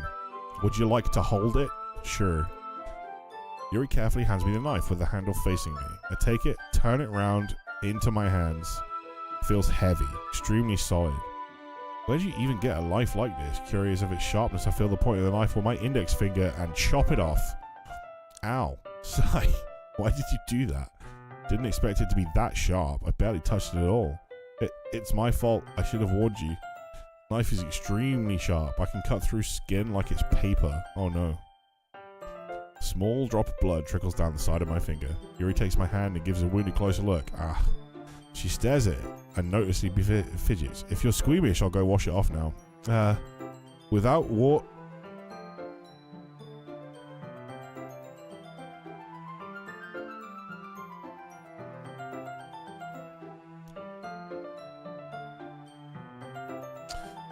Without warning, Yuri puts my finger in her mouth and licks the wound. I feel her tongue curl around my finger. Startled, I instinctively pull my hand back. Oh, please forgive me. I wasn't thinking. Kinky vampire girl, everyone's favorite. Yuri lowers her head, her face burning up. Yuri, that's the most embarrassing thing I've ever done. How could I do something like that? I'm sorry. Sure, it was a little weird and it took me by surprise, but I guess she was just trying to help, right? Yuri, I think you're overreacting a little.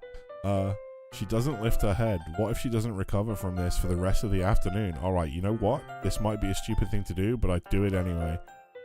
I take Yuri's hand and lick her index finger in return.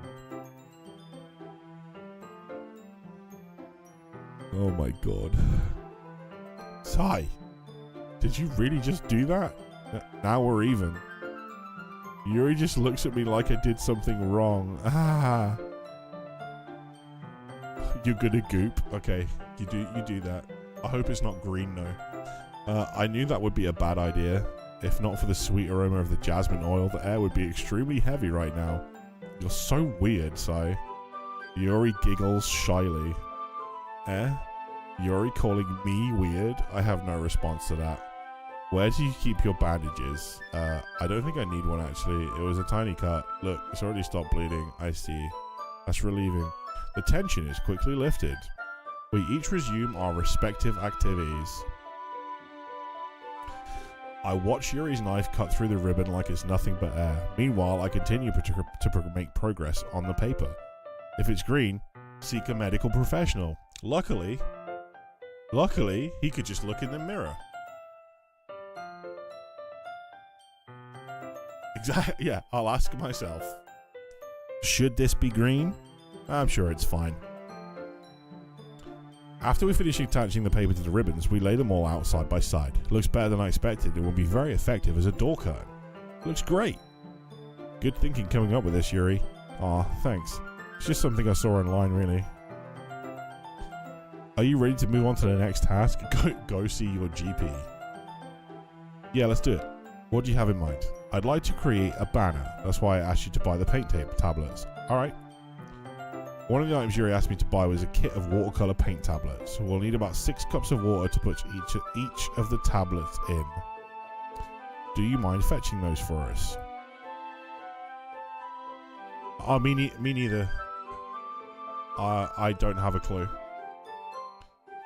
6 cups of water. I'll be right back in a minute. Thank you very much. Oh, and just a little bit of water is okay. If you fill the cups too much, it'll be too diluted. Taking Yuri's advice, I decided to use small plastic bathroom cups rather than full-size glasses. Put them on a plate to catch any paint that drips, then bring it back into my room. Yuri? Yes. I come in to see Yuri quickly unrolling her sleeve, pulling it back over her arm.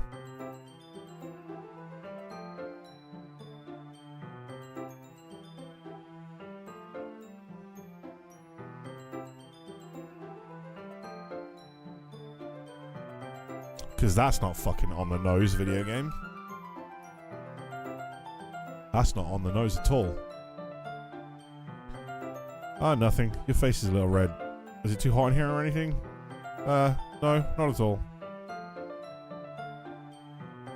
There's nothing wrong, so let's mix the paint. Yuri hurriedly dismisses me and takes it upon herself to unwrap the tablets, dropping them into the cups.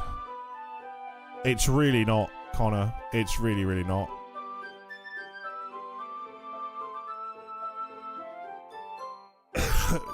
Do we need to suck what? The tablets?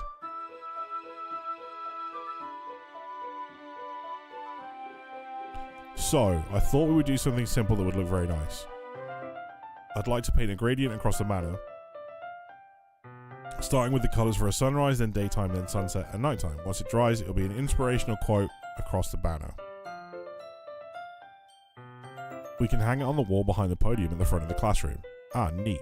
What are you going to write? Well, it'll be more fun to surprise you. Yuri smiles at me. If you say so. After rolling out the banner, Yuri and I kneel on opposite sides so we don't get any in the way of each other. Yuri uses a brush and adds a few dots of different colors across the banner to serve as a color guide when we paint. This kind of reminds me of elementary school. Painting on a banner with watercolors feels a lot like the art class projects we had back then. It's relaxing. I'm sorry if this feels too childish. No, I didn't mean that at all. It's kind of fun, you know? Yeah, it is fun. Glad you feel that way too. Yuri stops painting for a moment, thinking to herself.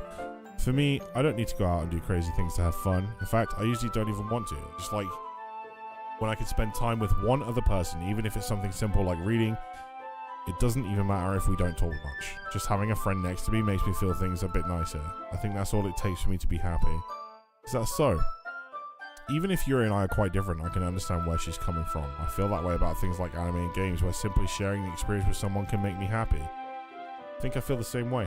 Yuri smiles gently. I knew you'd understand. Yuri leans over the banner to grab an unused paintbrush, but I move at the same time, causing my head to bump into hers. Yeah. Sorry. Yuri reels back and I quickly lift my hands in surprise. Are you hurt? No, I'm not hurt. It just startled me, that's all. Sorry, I should have asked you to get it for me. It's not your fault. Ah, your face. There are droplets of paint on Yuri's face and neck. Is there something on my face? Yeah, I accidentally got paint on you. Sorry, it's totally my fault. I'll go get a towel right away. I rush out and fetch a small towel, then I dampen it with hot water. I return to my room and kneel back down in front of her. No worries, Mimic. Enjoy your food, and I'll see you some point soon. Here. Pat down Yuri's face and neck with the towel. Is something wrong? It's hot. I just didn't expect it. Sorry. I don't want to use the cold water. Having finished, I start to retract my hand, but Yuri suddenly holds my wrist. Wait. Just for a little longer. Feels really nice. I keep my hand still against Yuri's neck. She looks into my eyes. It's an intense expression that I recognize from when she reads her books, almost as if she's lost in a daze, enveloped by her own thoughts. She breathes gently, half through slightly parted lips. What is happening? Is it the aroma of the jasmine oil giving me this dizzy feeling? Yuri's gentle fingers wrapped around my wrist send a tingling sensation through my arm. Suddenly her face seems to be clutched closer to mine than it was just a moment ago. Yuri slowly pulls away. Sorry.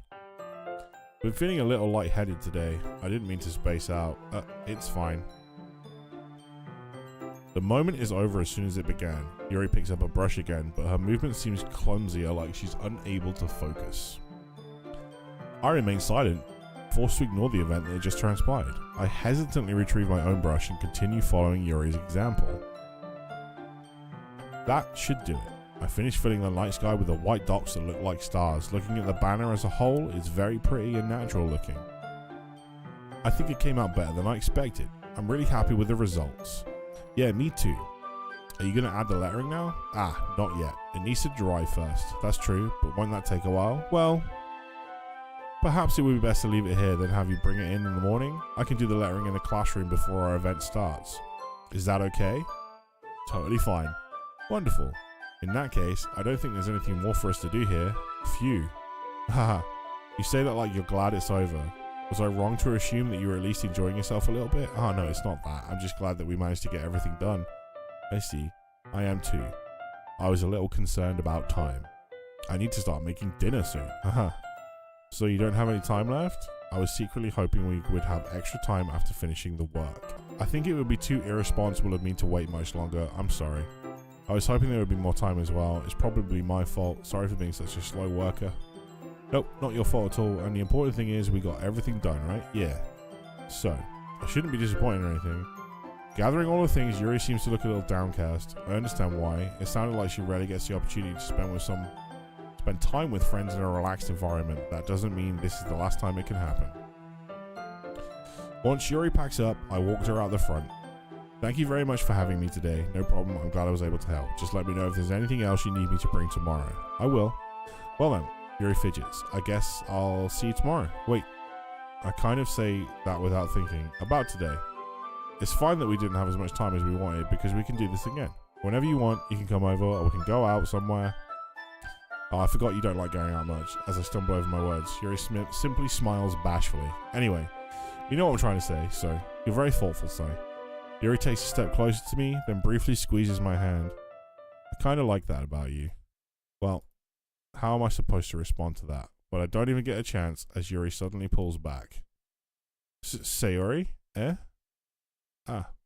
Hi, Sai. Sayori. Just now, we weren't...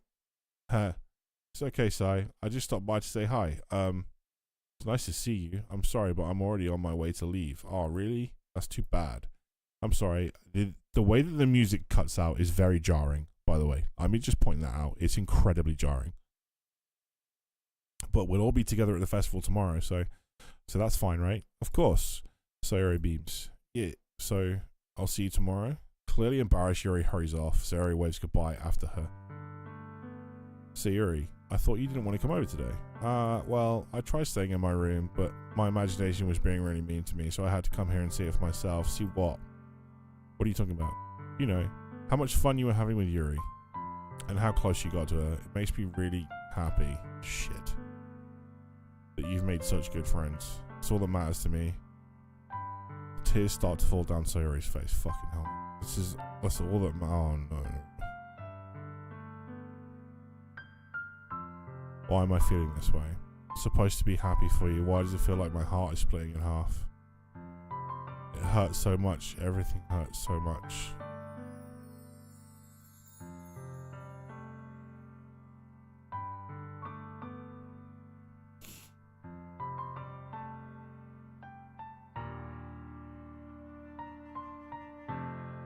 If I wasn't here, then you wouldn't have to waste your sympathy on me. Wouldn't have to put up with me being selfish. Monika was right. I should just... What the fuck? Monika was right about what? Sayori, what I said before is true. I'm not going to let this continue. Caring about you like this isn't the burden your mind is making it out to be. Something that makes me happy. It's something that I wouldn't trade for anything else. So even if it takes an entire lifetime, I'm going to be by your side until you don't feel any more pain. Sayori looks away. I put her hand on her shoulder to reassure her. Scared. I'm really scared. What are you scared of? I'm scared that I might like you more than you like me.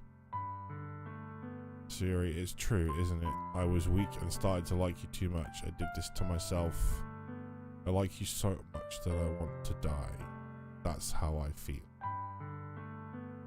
And that's enough, Sayori. I don't want you to hurt anymore. I slide my hand down Sayori's arm and squeeze her hand in my own. Do you remember how I said I always know what's best for you? You still believe me?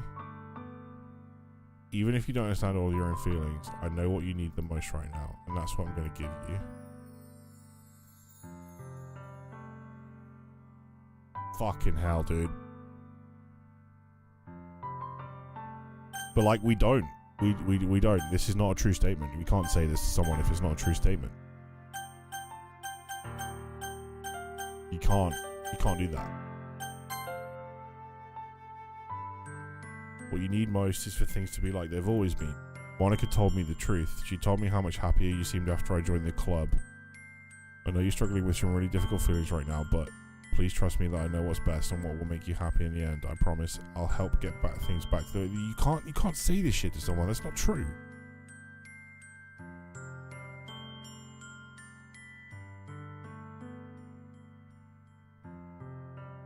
This is what it feels like to get stabbed in the chest. I should write a poem about this.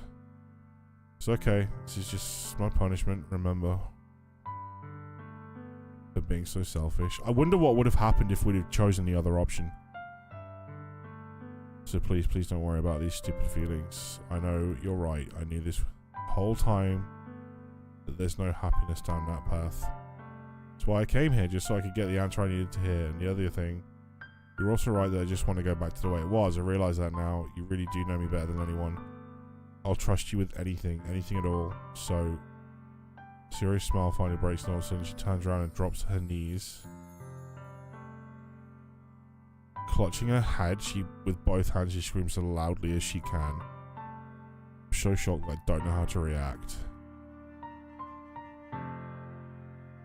Looks over her shoulder and flashes me one more weak smile before turning around and running off.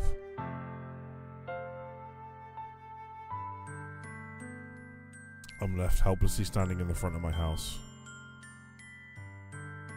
Why am I feeling so horrible about this? There's nothing more that I could have done. Most I can do is support Sayori through her feelings and help her on the path that's right. having as much trouble understanding Sayori's feelings as she is. Even though I can comfort her, keep wondering if I should be doing something more or something different. I know these thoughts will continue to plague me until things are back to the way they were.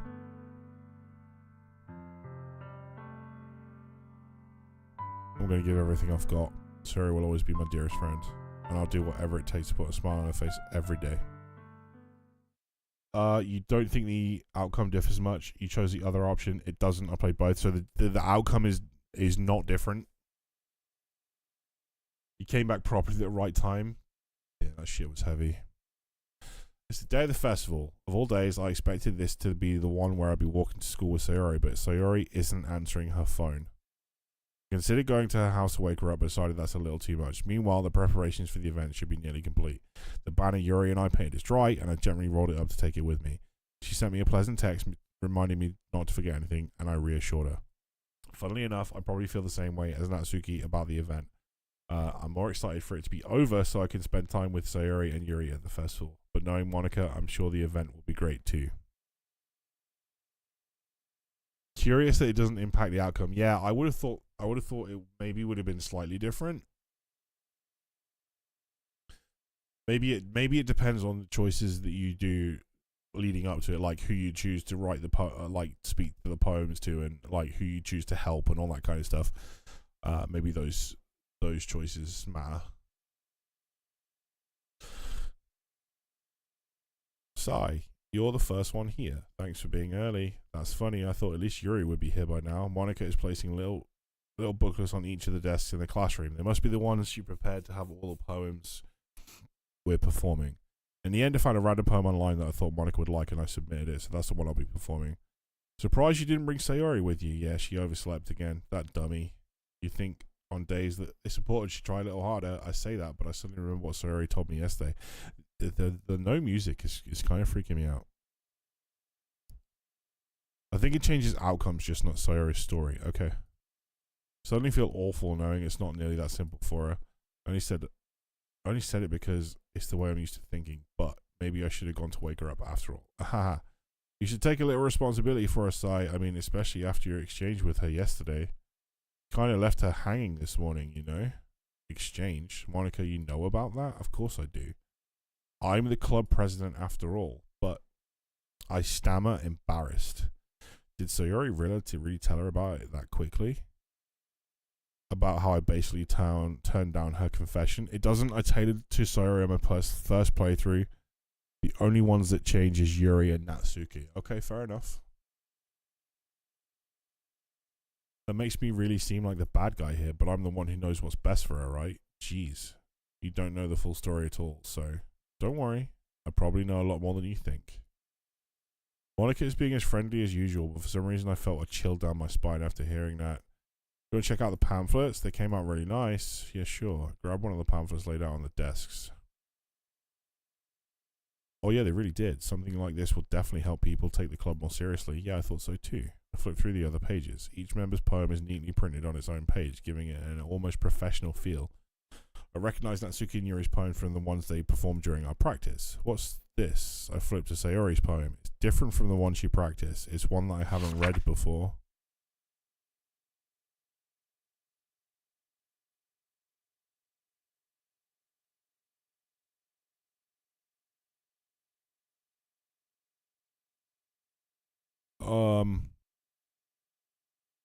Okay.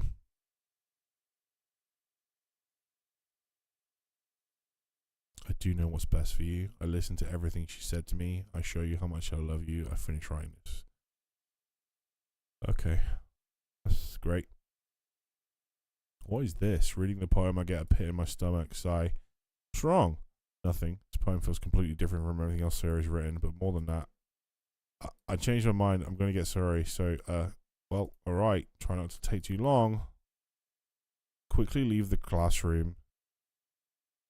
Don't strain yourself. Monika calls that out after me. I quicken my pace.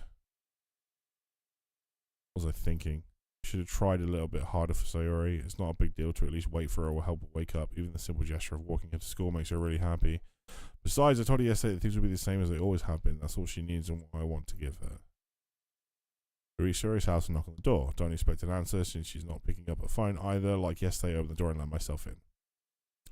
Sayori, she really is a heavy sleeper. I swallow. I can't believe I ended up doing this after all. Waking her up in her own house, isn't that more like something a boyfriend would do? In any case, it just feels right.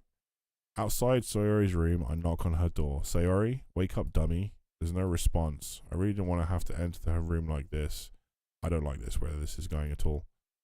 Isn't it kind of a breach of privacy? But she really leaves me no choice. I gently open the door.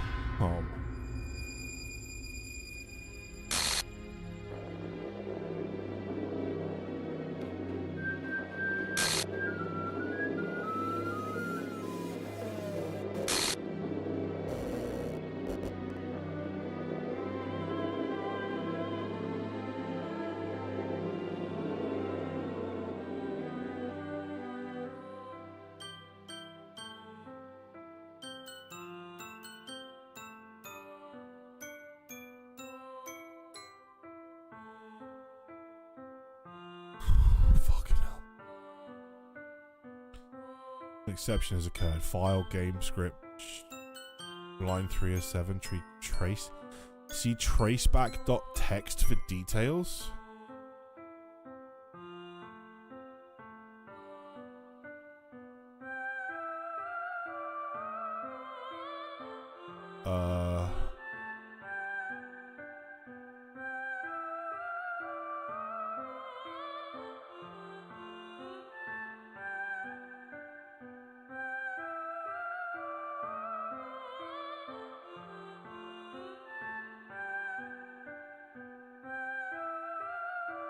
I'm sorry, but an on-call exception occurred while running game code. File game script.rpy line 67 in script call. File game script chip 5 rpy line 290 in script. Jump exception. Oh geez. I didn't break anything, did I? Hold on a sec, I can probably fix this, I think. Actually, you know what? This would probably be a lot easier if I just deleted her. She's the one who is making this so difficult. Well, here goes nothing. Full traceback.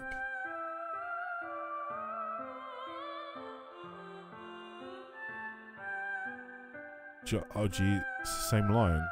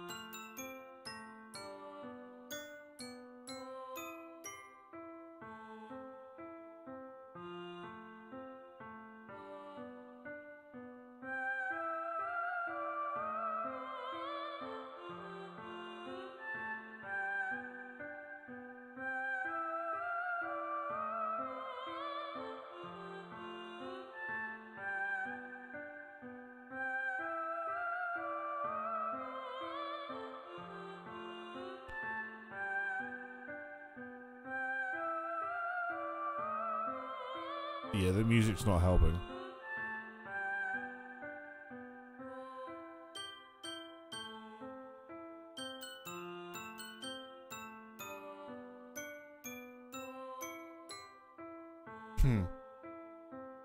Fourth wall breaking much?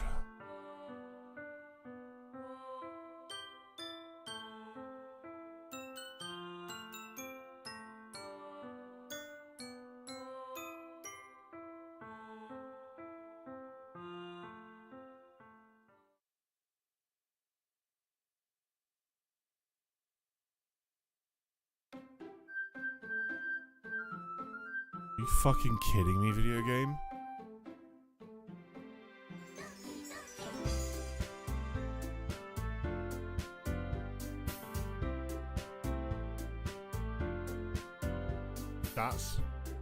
That's how you end it?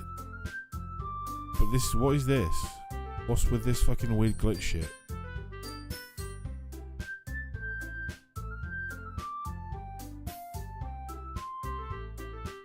Thank you, Sloth. I need it.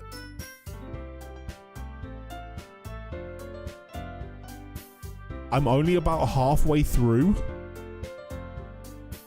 Click play the game again where it's glitched. You need to delete the game code file. What? No, not really. Not really, to be honest. No.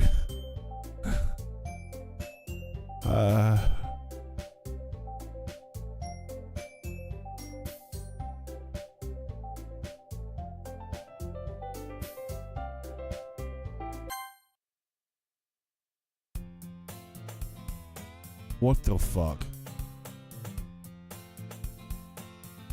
Alright, alright.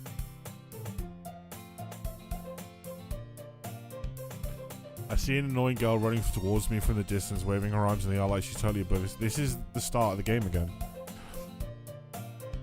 Sayori 3818, it didn't end. You're actually about 60% finished with a complete playthrough at this point. Also, hey chat. Yo, what's up? Sayori, welcome on in. How you doing? Lord Kusero, how's it going? Welcome, welcome. How are you guys doing? That girl is my neighbor and good friend. She's, what the fuck is going on here? You know, the kind of friend you'd never see yourself making today, but you just kind of, yeah, we've read this before. We used to walk to school to do like this. Okay.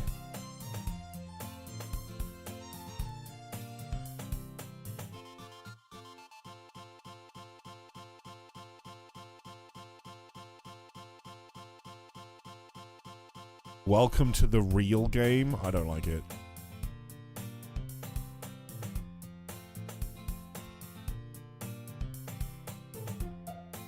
Meanwhile, I've always walked to school alone. I always tell myself it's about time I meet some girls or something like that, but I have no motivation to join any clubs. I'm perfectly content just getting by on the average while spending my free time on games and anime. There's always the anime club, but it's not like there would be any girls in it anyway. School day is as ordinary as ever, and it's over before I know it. After I pack up my things, I stare blankly at the wall looking for an ounce of motivation. Clubs. They really aren't that any that interest me. Besides, most of them would probably be way too demanding for me to want to deal with. Guess I have no choice to start but to start with the anime club. Sigh. Monika? Oh my goodness, I totally didn't expect to see you here. It's been a while, right? Yeah, it has. Monika smiles sweetly.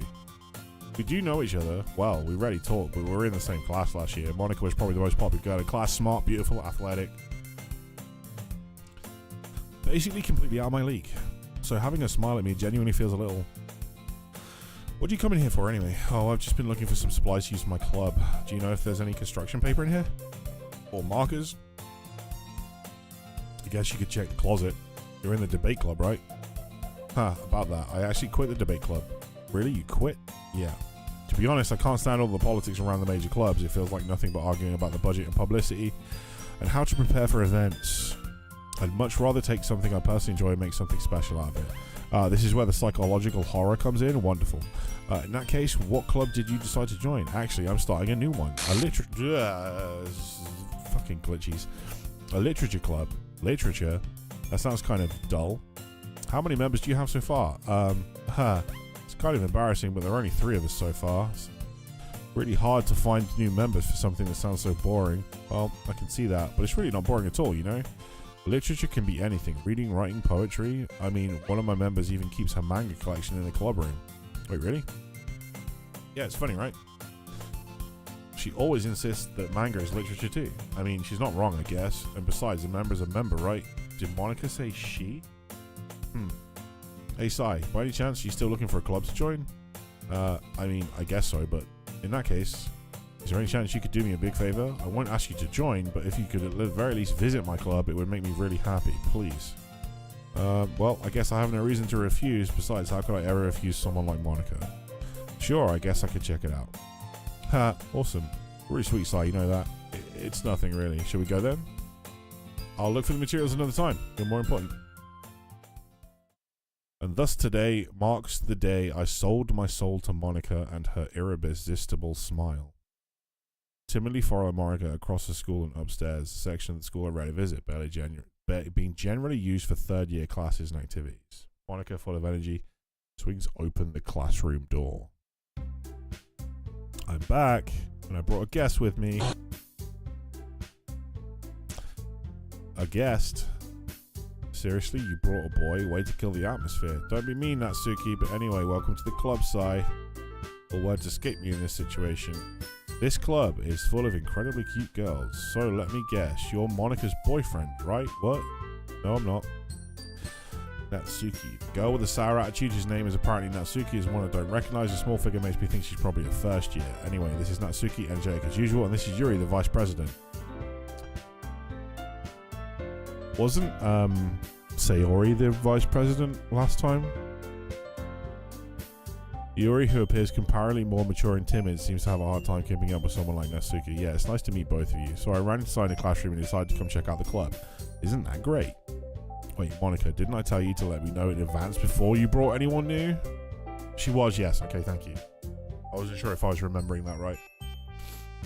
I was going to, well, you know, sorry, I didn't forget that, but it just happened to run into him. In that case, I should at least make some tea, right? Yeah, that'd be great. Why don't you come sit down, Sai? The girls have arranged a few desks to form a table. Yuri walks to the corner of the room and opens the closet. Meanwhile, Monika and Natsuki sit across from each other. Still feeling awkward, I take a seat next to Monika. So, I know you didn't really plan on coming here, but we'll make sure you feel right at home, okay? As president of the Literature Club, it's my duty to make the club more fun and exciting for everyone. I'm surprised there aren't more people in the club yet. It must be hard starting a club. You could put it that way. Not many people are interested in putting out all the effort to start something brand new, especially when it's something that doesn't grab your attention like literature. You have to work hard to convince people that you're both fun and worthwhile. But it makes school events like the festival that much more important. I'm confident we can all really go into this club before we graduate. Right, Natsuki? Well, I guess. Natsuki reluctantly agrees. Such different girls, all interested in the same goal. Monika must have worked really hard to find these two. Yuri returns to the table carrying a tea set. Carefully places the teacup in front of each of us before setting down the teapot in the middle. Keep a whole tea set in this classroom? Don't worry, the teachers give us permission. After all, there's an hot cup of tea and to help you enjoy a good book, I guess. Don't let yourself get intimidated. Yuri's just trying to impress you. That's not... You insulted. Yuri looks away. I mean, I meant that, you know. I believe you. This is the same as last time. Yuri faintly smiles to herself in relief. So, Sly, what kind of things do you like to read? Well, considering how little I've read these past few years, I don't really have a good answer to that. Manga? Say something which keeps quiet. Not much of a reader. That can change. What am I saying? Anyway, what about you? Well, let's see. Trace the remedy. My favourite is using novels that build deep and complex fantasy worlds. Yep. Activity and craftsmanship behind them is amazing to me, and telling a good story is as far as you can impress. Yuri goes on clearly passionate about reading. Seems so reserved and timid. Okay. Yeah, this is exactly the same as last time.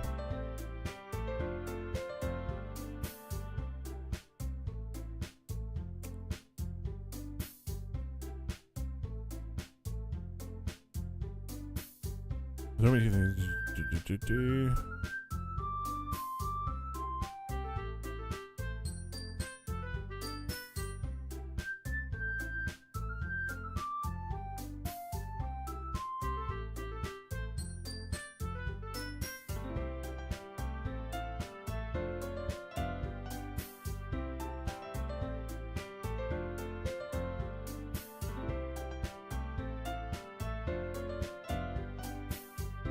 This is exactly the same conversation as last time, obviously just with Sayori not here.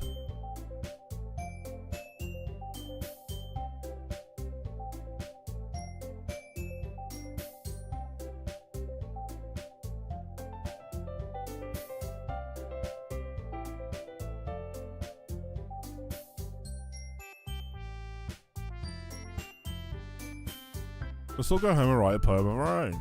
Next time we meet, we'll all share that with each other. That way everyone is even.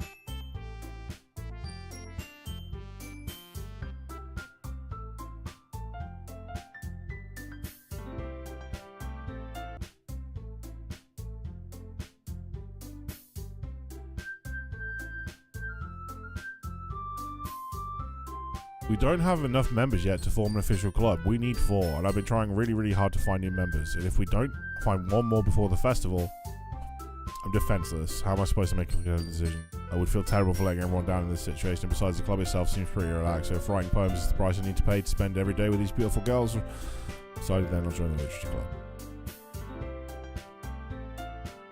Serotonin in my DMs for after stream. Thank you. To be honest, I think I'm going to finish up very, very soon here. So the next decent stopping point, I'm going to save up and we'll finish this tomorrow. So if you want to see the conclusion, you aren't following, make sure you hit the follow button. Come back and hang out with us tomorrow night when we finish up Doki Doki.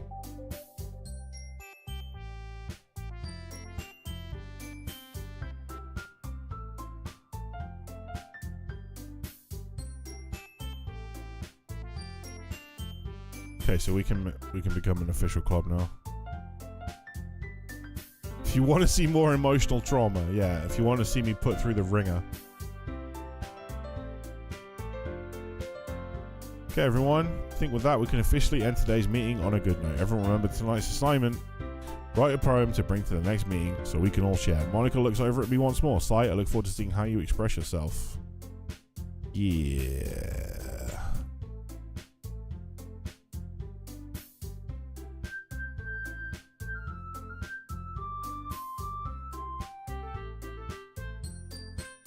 Whole way my mind wanders back and forth between the 3 girls, Natsuki, Yuri, and of course Monika. Will I really be happy spending every day in school?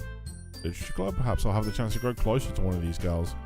Alright, I just need to make most of my circumstances, and I'm sure good fortune will find me. Okay, so is this going to put us at the poem? You have unlocked a special poem. Would you like to read it? Today I cut my skin open for the first time. It was exhilarating. I think I understand how it feels now. I'm supposed to be the responsible one, though.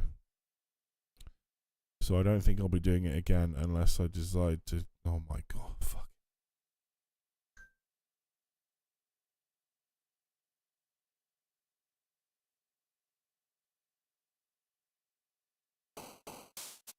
Yeah, we're very much done with Doki Doki for tonight. Where's my last save?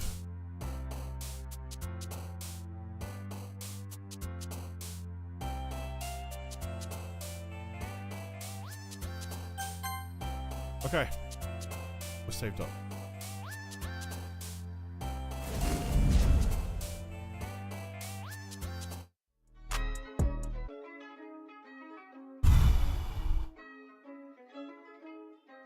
Okay.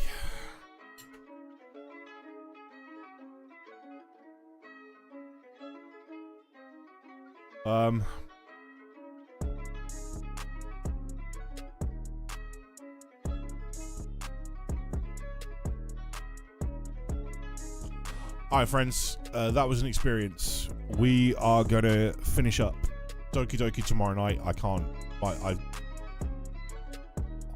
my brain can't unpack any more of that game tonight, so we'll finish up Doki Doki tomorrow. I appreciate you all. Thank you very much for watching.